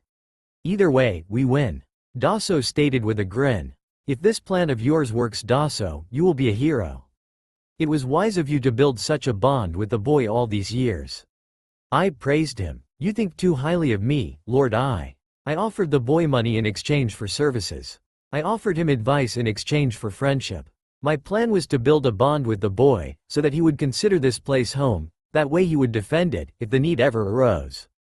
It was only because of my daughter's own self-obsessed zeal, that I was able to bring Naruto into the family, and all but cement his connection to the lightning, Daso said as he took a drink. Either way, now we sit back and wait for the leaf to make its move. Sooner or later, they'll come, and when they do, we need to ensure that the impact they have on Naruto is as negative as it can be. I added. Yep, sit and wait. That's a good idea, Daso said with a smile as he took another drink of sake. Meanwhile, Naruto sat atop the castle and stared at the moon. Hey Fox, do you think I made the right choice? Naruto asked himself. They offered you protection, you took it, there is nothing wrong with that. Follow through with the plan and you will finally have a place in this world. The fox replied. Yeah, I guess you're right, Naruto stated back, with a bit of a huff. What's got you so down? The fox asked. I don't know, something just feels off. You know what I mean? Naruto replied. Nope, the beast answered. You're a big help, Fox, you know that? Naruto stated sarcastically. I know, the fox replied. Naruto simply made a face at the fox's response. Suddenly a small pebble bounced into his head. It wasn't enough to hurt or anything, just to draw attention. Naruto turned and looked over to see Naomi standing a few feet off to the side. Hey, Naruto greeted her. Hey, so I was thinking if we're going to pretend to be husband and wife, then we should at least try to learn to tolerate each other, Naomi stated, after a moment. Oh, well, okay, Naruto replied, not sure if she was asking a question or not. So, I guess, you want to go do something? Naomi asked after a moment. Naruto could obviously tell she was having some trouble asking. Tease her, the fox ordered, and for once he was inclined to agree. Are you asking me out on a date? Naruto asked with a sly grin. No, I just figure we should try to get along or something. If you don't want to, then just say so, Naomi growled in response. Naomi, I would love to go out with you, Naruto stated as he stood and smiled at her. You are such an idiot, Naomi said with a roll of her eyes. So what do you want to do? Naruto asked as he walked up to her. I don't know, wanna go train? She asked with a shrug. Sure, Naruto said with a little excitement. Naomi almost looked surprised that he was for it. Most guys she knew were either intimidated by her, or thought of her as an innocent flower. Either way, they usually didn't agree to train with her. Okay, let's head down to the training field, Naomi said after a moment, and turned to begin heading there. Ah, young love, the fox cooed. Shut up, Naruto shot back as he followed after her. As they walked, there was no way for Naruto to know that closing in on him, right this second, was his old friends, as well as a single Anbu with orders to kill him. The fox lamented on whether the Raikage and Lord Daso's plan would work and if he and Naruto would finally be free. Shit, Naruto shouted as he just barely avoided a sweeping kick from Naomi. Careful kid, the fox warned. Shut it. Naruto fired back, as he continued to dodge Naomi's kicks and punches.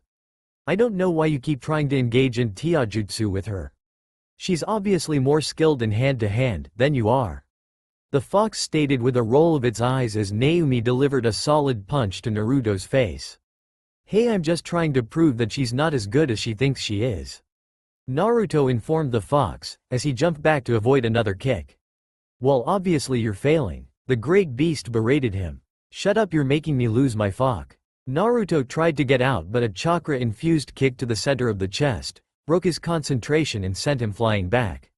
That'll show you. The fox huffed. Shut up. Naruto huffed dejectedly. That was pathetic, Naruto. At this rate, you'll never one-up me in taijutsu. Naomi commented as he got back to his feet.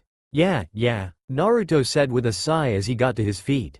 He had been trying the last 4 days to one-up Naomi in taijutsu, in the hopes of bringing her down a peg. That didn't work. Naruto was a powerful fighter, but he didn't possess finesse. So unless he let loose, he wouldn't be able to beat Naomi in taijutsu. When it came to fighting, Naomi and Naruto were both similar. They were both proficient in weapon handling, and both possessed a handful of medium-range ninjutsu. Where they both shined was in close-range combat. Naomi possessed a great number of close-range ninjutsu as well as excellent taijutsu skills, while Naruto was alright at hand-to-hand, but where he really shined was in utilizing his Rasengan in close quarters of combat. Of course, without using the Rasengan, Naruto was at an extreme disadvantage against Naomi. Naruto had spent the last 4 days constantly training with Naomi, and each day Naruto tried to beat Naomi at taijutsu. He came close once, but that was before they both agreed to not use ninjutsu in their training, so naturally when he began to overpower her, she delivered a lightning-infused fist to his gut, and won the fight. Naomi was as much of a workaholic as Naruto, neither could sit still for more than 2 minutes, and if they weren't doing something productive, then they were both out training. It made Daso and Ayane smile whenever they saw the two together. Of course, given both of their attitudes, they quickly became rivals and were constantly at odds. Always fighting, always trying to beat the other, and in Naruto's case, always pranking the other. In the last 4 days, the two had fought at least 12 times, and so far, they were scored at 6-6 after this fight. Almost 7 of those fights had resulted from Naruto pranking Naomi and her finding him and fighting him. The two were just trying to kill time until their wedding, which was to be held in a week, to allow for the nobility to show up for the celebration. They kept the training up, but really didn't interact beyond fighting each other, and then sitting alone in the forest recovering. Only one of their bottles was bad enough to send them to the castle's infirmary. It was their 3rd battle, and the two clashed, Naruto with the Rasengan, Naomi with a fistful of lightning. Naruto received a nice burn to his chest, while Naomi got a descent chakra burn on her stomach. It was after that fight that the two began to develop respect for one another, and in result their rivalry formed. Good fight, Naruto said with a sigh. You need to stop holding back. You're not going to beat me in taijutsu. Naomi told him. Give me a week, I'll be able to beat you. Naruto boasted with a grin. Sure, Naomi said with a roll of her eyes as she turned to walk away. You heading back to the castle? Naruto asked. No, I'm going to go rest at the springs, in the forest. I'll be back later, Naomi replied as she kept walking. Naruto simply smiled and nodded and proceeded back to the village. Elsewhere. Okay guys. The only town anywhere nearby is Aski, the capital of the southern provinces of the Land of Lightning. Kakashi explained to the rest of the group. They had just finished running all the way to the Land of Lightning. So, what's the plan? Sakura asked her sensei. Okay, I think we should split into 3 groups. One will check out the village, one will check the surrounding area, and the last will remain here and prepare to assist the others in case they need help. Kakashi informed them. I agree with Kakashi. The backup team should also check on the nearby roads and see if any of the travelers have seen or heard of Naruto. Asuma added. Okay, so how are we going to split up the teams? Kurenai asked. Well, before we begin I have to reiterate that this is just an information gathering mission. We are not to make a move against Naruto until we are ready, so if you see him or hear him, you are to vanish from sight and inform the others. Remember that the 8 Tails was sensed nearby Naruto, and where the 8 Tails is, so is the Raikage. Kakashi informed them in a serious tone of voice. Okay, Kakashi, your team should go into Aski, while Kurenai's team should search the surrounding forest. The rest of us will check the roads. Asuma decided. Okay. So before we head out, double-check that none of you are wearing anything that is affiliated with the leaf. Kakashi ordered them. Everyone did a quick check, to make sure that they weren't wearing anything leaf-related. All of them had ditched their flak jackets and headbands.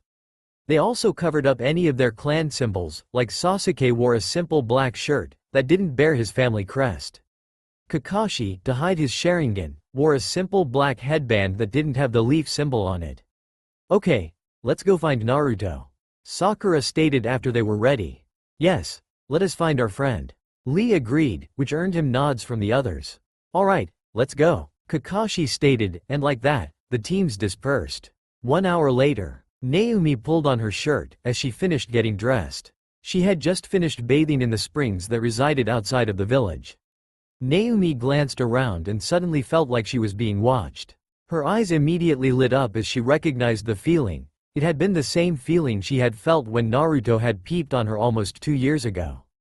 Naruto, you little shit, you better not be out there. She shouted into the forest, waiting to hear as someone started to run away.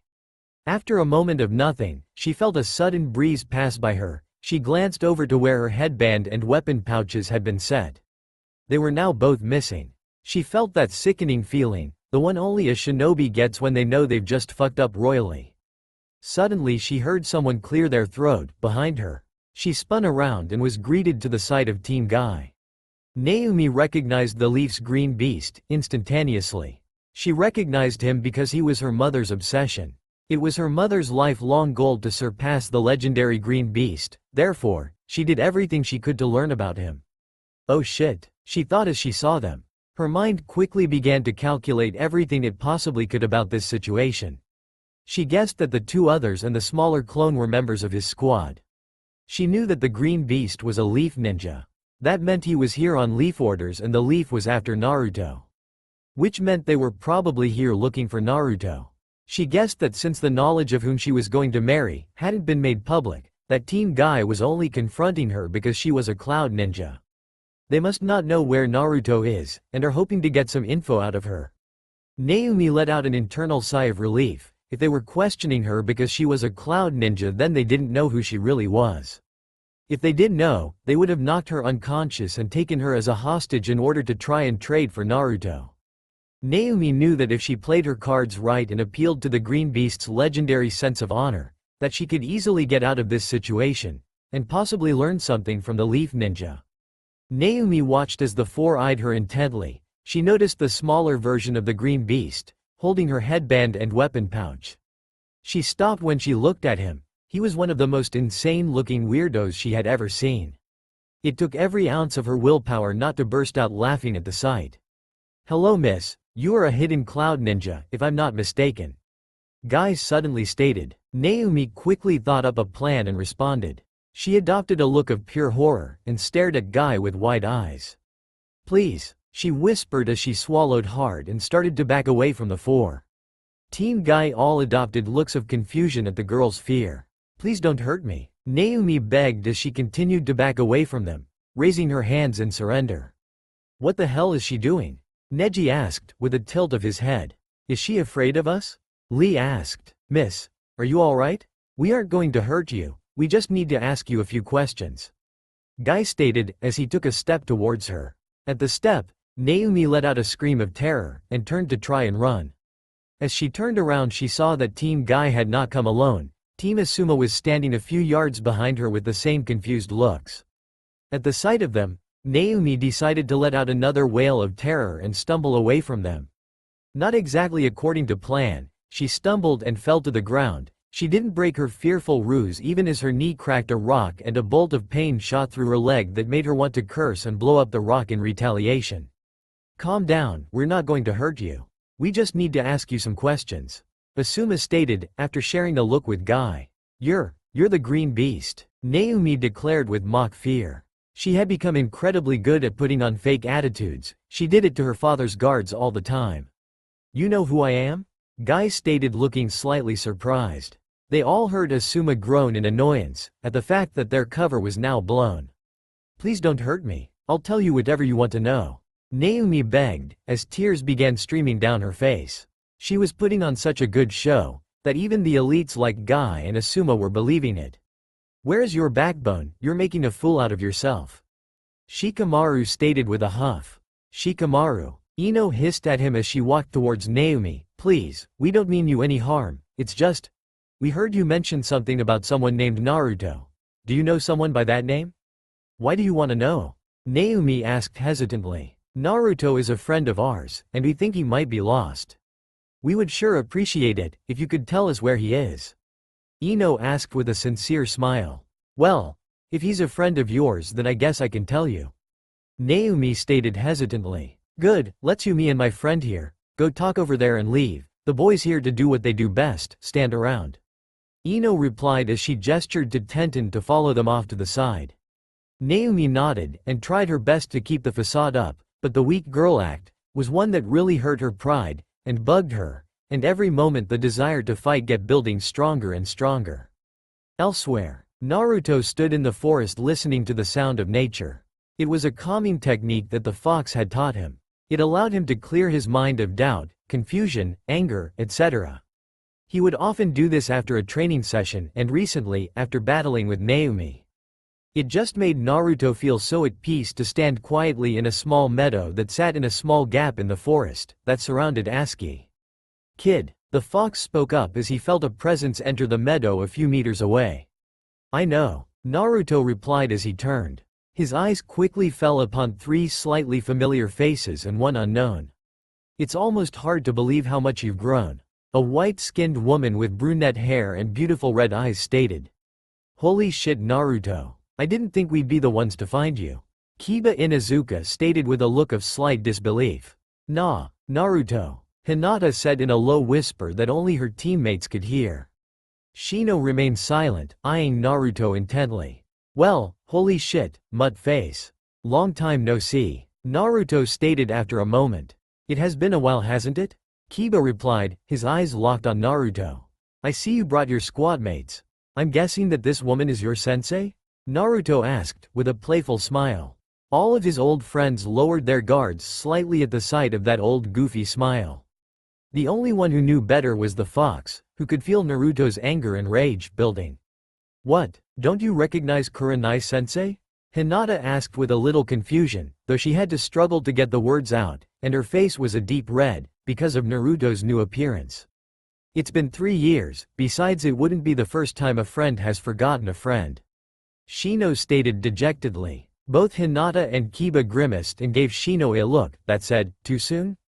Kurenai glanced at her students for a moment before looking back at Naruto. The blonde still had that cheesy grin on his face that he always used to have, and it made her feel slightly at ease. "What are you doing here?" Naruto finally asked, as his smile faded and turned into a distant look. "We're here to take you home?" Kiba informed him, to which Akamaru barked in agreement. "Kiba's right, we're here to bring you back." Kurenai agreed. "Go away," Naruto told them simply, his smile long gone. "No way, Naruto. It's time to come home." Kiba growled at him. "Home? Ha!" Naruto chided, with a roll of his eyes, trying to play it cool, but in reality he was angry and scared. The fox could tell that his host was fretting and decided to speak up.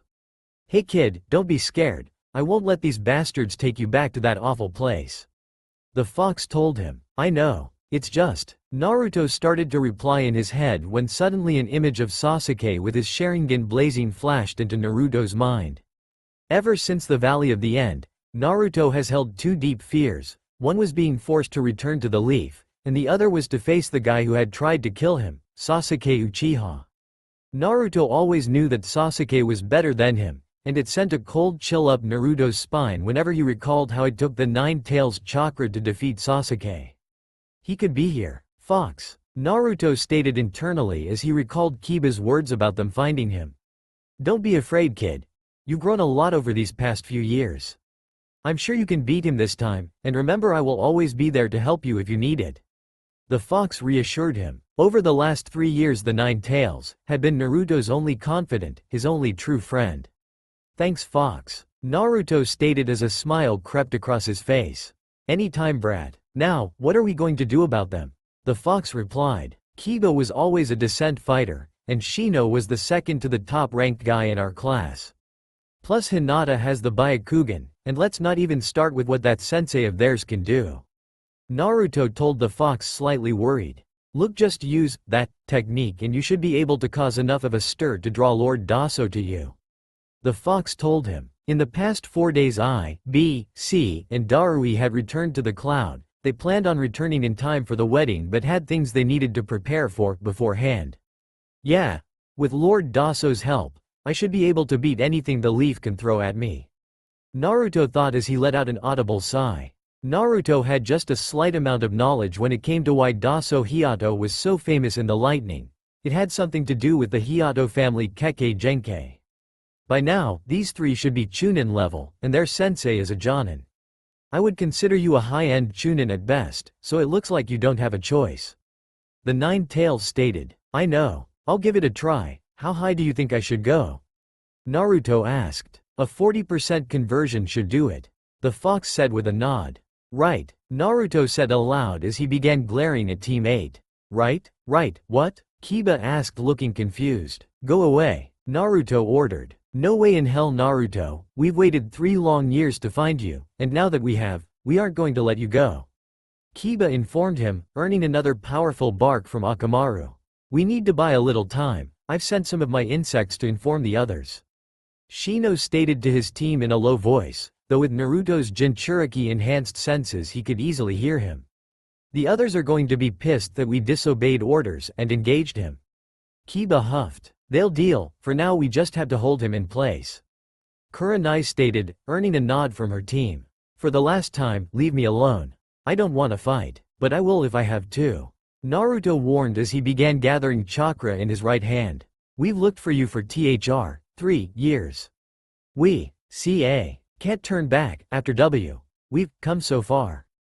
Hinata stuttered, not at all looking to fight Naruto. Hinata's right, we've been working too hard to prepare for this day, and now that we've found you, we can't turn back. Kiba stated, his eyes locked on Naruto. All the while Kurenai eyed the young boy intently. She could not see any malicious intent in his eyes, all she saw was anger and fear.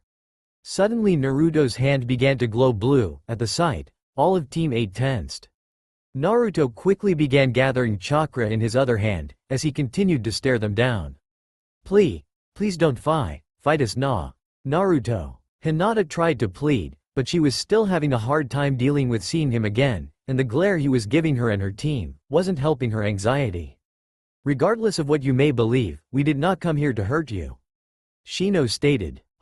You expect me to believe that the Hokage sent you here to take the Nine Tails into custody, peacefully? What a load. The only way the Leaf is getting their precious weapon back is by dragging me there beaten half past dead. Naruto declared darkly. What happened to you, Naruto? What happened to the boy who would do anything for the Leaf?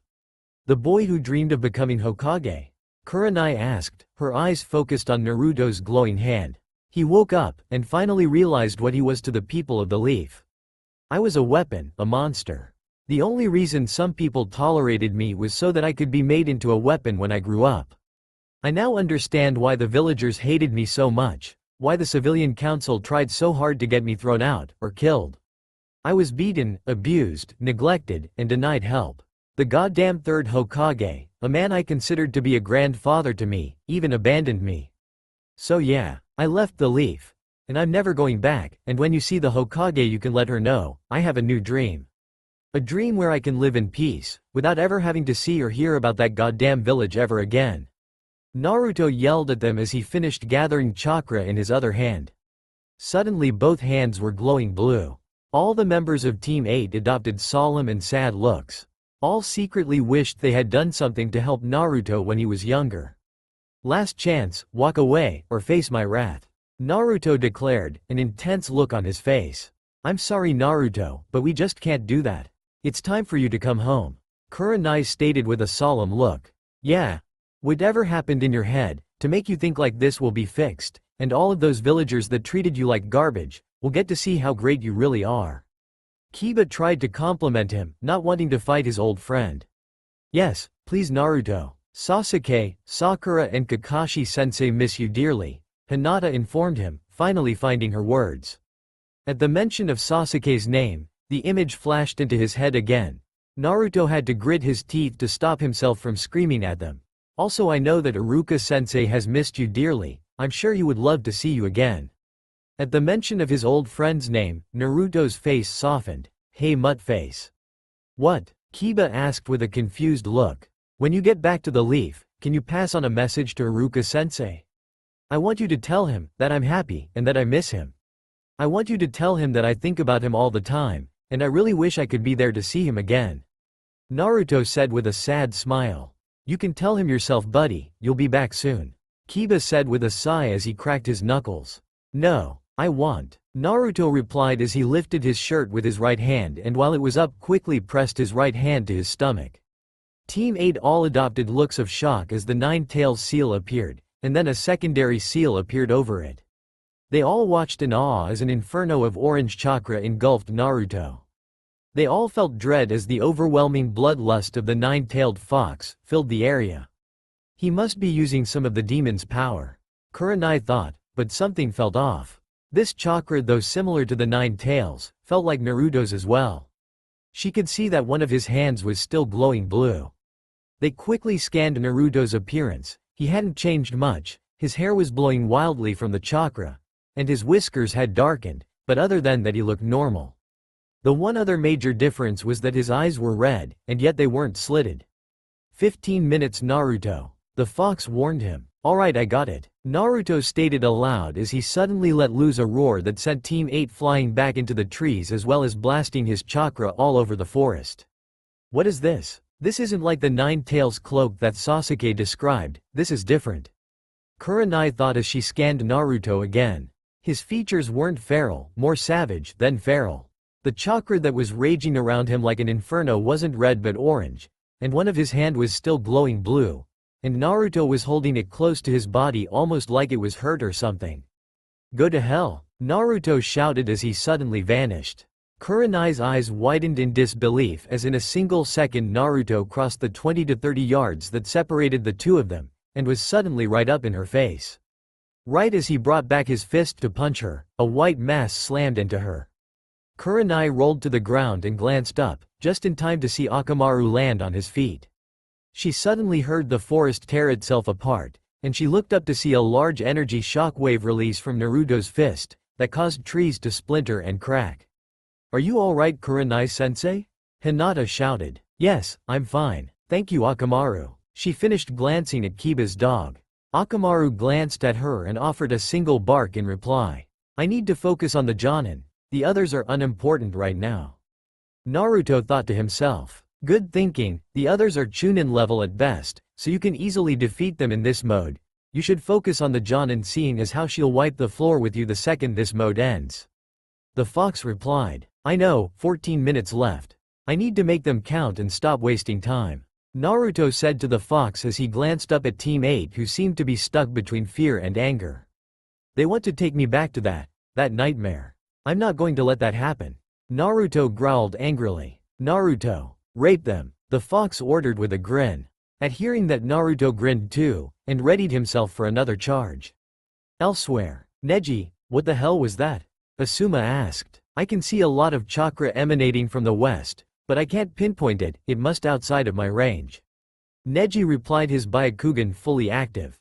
Could it be Naruto? Tenten asked. Suddenly a small insect landed on Asuma's nose. He recognized it immediately as an Aburame beetle. He held out his hand and the beetle jumped down to it, and began walking in an N formation on his hand. Asuma stared at it for a second before realizing the message. It's Naruto. Team 8 must have engaged him. Asuma stated as he looked over at Guy. Alright, Neji lead us there. Guy ordered. Right. Neji nodded. What about her? Shikamaru asked, as his eyes shot over to Naomi, who had been telling Tenten and Ino about Naruto being a mercenary. Ino, put her to sleep, Asuma ordered. Okay. She began to reply but was cut short when Naomi suddenly dropped to the ground and delivered a spin kick knocking both Tenten and Ino to the ground. Naomi quickly jumped away from the two, and put some distance between herself and teams 10 and Guy. Shit. Looks like they found Naruto. I guess I've got no choice, I need to use it. Asuma, you and your team go help Kurenai. We'll deal with her, and join you as soon as we can. Guy told his friend. Right, be quick about it. Asuma replied, but stopped when he heard girlish giggling. What the hell is she laughing about? Ino asked, as Shikamaru and Choji took up position beside her. This is going to be fun. Naomi stated with a crazed look in her eyes. The look caused the younger members of both teams to tense slightly. You don't want to do this, girl. We don't want to hurt you, but we will if we have to. Asuma informed her. Hurt me? Who said anything about you hurting me? Naomi chided with a giggle, as suddenly blood began to pour out of her nose. What the hell? Ino asked with a little disgust. Naomi continued to smile as blood began to pour out of her mouth and eyes. A moment went by before blood began to seep out of her ears as well. Every orifice on her body began to bleed profusely. They all watched in horror as blood began to flow from every opening on her body. She's bleeding from everywhere, even her. Tenten tried to put it into words, but it was just a stomach churning to voice. Naomi's shirt was quickly drenched in the blood that poured from her face, while her pants were quickly changing color from blue to red, as blood poured down them. Ino, Tenten, Choji, and Lee were all trembling in fear, while the normally demure Shikamaru and Neji just stared in horror. Guy and Asuma both had looks of shock. Shikamaru was able to focus enough to hear his sensei muttering, no, no, no, no, no, over and over again. Asuma-sensei, what is she? Ino asked, the horror in her voice still evident. She couldn't even look at Naomi anymore. Naomi had gone from this beautiful young girl who was frightened by their sudden appearance, to a grinning bloody psychopath, that looked like she had just crawled out of hell. This means that fourth failed. Asuma stated sadly as his head dropped. That's right. He failed, and my daddy lived on to have a beautiful baby girl. Naomi informed them, with a crazy smile on her face. Her body continued to bleed, and wouldn't stop. Pools were gathering on the ground and spreading. Guy-sensei, what is this monster? Neji asked, his eyes trying desperately to define what he was looking at. This is the result of humans breeding with demons. Asuma answered for Guy. This is the second level of a Kekkei Genkei that only recently appeared in the Second Great Ninja War. All members of the clan can use the first level, but only a main branch member can use anything beyond that. We don't know much about it, and the only person to ever face the third level of the Kekkei Genkei and live was the fourth Hokage. It was said that the fourth defeated the only known main branch member, but it looks like he failed. Asuma explained. What is she doing? Why is bleeding like that? Shikamaru asked, as he grit his teeth and tried to compose himself. The first level of this technique is a healing ability. It causes every cell in the body to multiply and heal at an alarming rate, all except skin cells. The skin is left open, and blood continuously pours from the wound, because of the rapidly multiplying blood cells. The first level, to the untrained eye, gives the appearance of invincibility. All members of the clan can use it, but only the main branch can access the later levels. There are 4 levels in total, and we only know about 2 of them. Like I said, the only person to face the 3rd and 4th levels and survive was the 4th Hokage, and he only ever described the techniques as evil. Asuma continued to explain. So then why is she bleeding like that? Is it because of the blood multiplying at such immense speeds? Ino asked, trying to put her medical training to good use. We don't know why they bleed like that. All we know is that besides healing faster, their blood releases a constant subtle genjutsu. Guy told them. Subtle genjutsu? Ino looked confused, and then glanced around to see if she could feel one. Don't bother Ino, this kind of genjutsu is inescapable. You see, your blood is doing it on its own. It's constantly casting the genjutsu, so that even if you broke it, you would immediately fall back under it again. It's so subtle and minute that most people don't see what it's actually doing, until it's too late. Asuma told his students. So then what is it doing to us? Neji asked, as he watched Naomi start to laugh. Attacking our minds. This genjutsu is so subtle that it mildly affects your mind. All this jutsu does is cloud your mind, though the results of your mind being clouded for extended periods of time is drastic. Asuma informed them. Constant exposure to this genjutsu causes insanity. First it's paranoia, hearing and seeing things. then it's dementia, and finally you begin to experience suicidal thoughts. The speed at which this occurs is dependent on one's mental fortitude. And overexposure can lead to mental illness, Guy added. And since she's constantly healing, there's no way to beat her without drawing this out into a long fight? Shikamaru guessed, as he tried to knock back the sickening feeling of watching her bleed, which he guessed was just an added bonus to the genjutsu, to cause an opponent to feel irritated and nauseous. Yes, alright, I want you guys to go help Kurenai's team. Guy and I will stay here, and try to hold her off, for as long as we can. One of you though needs to get Kakashi and bring him here as quickly as you can. Got that? Asuma ordered. All 6 nodded, and quickly leapt into the forest, eager to get away from the giggling bitch, and her blood smile. What do you think, Guy? Asuma asked as the two readied themselves. 10 minutes at best. Guy replied, not wanting to drag this out and have his mind destroyed. Got it. Asuma nodded in agreement as the two prepared to attack. Now that they're gone, Naomi began, as she dropped the psycho act, maybe the two of you would like to see level 3. Both Asuma and Guy shared a look, knowing that this fight had the potential to go south in a big way. Let's play, Naomi said with a smile as she suddenly charged at them, eager to break through and make her way to her charge. That's all for now. If you enjoy, then please like, share and do comments.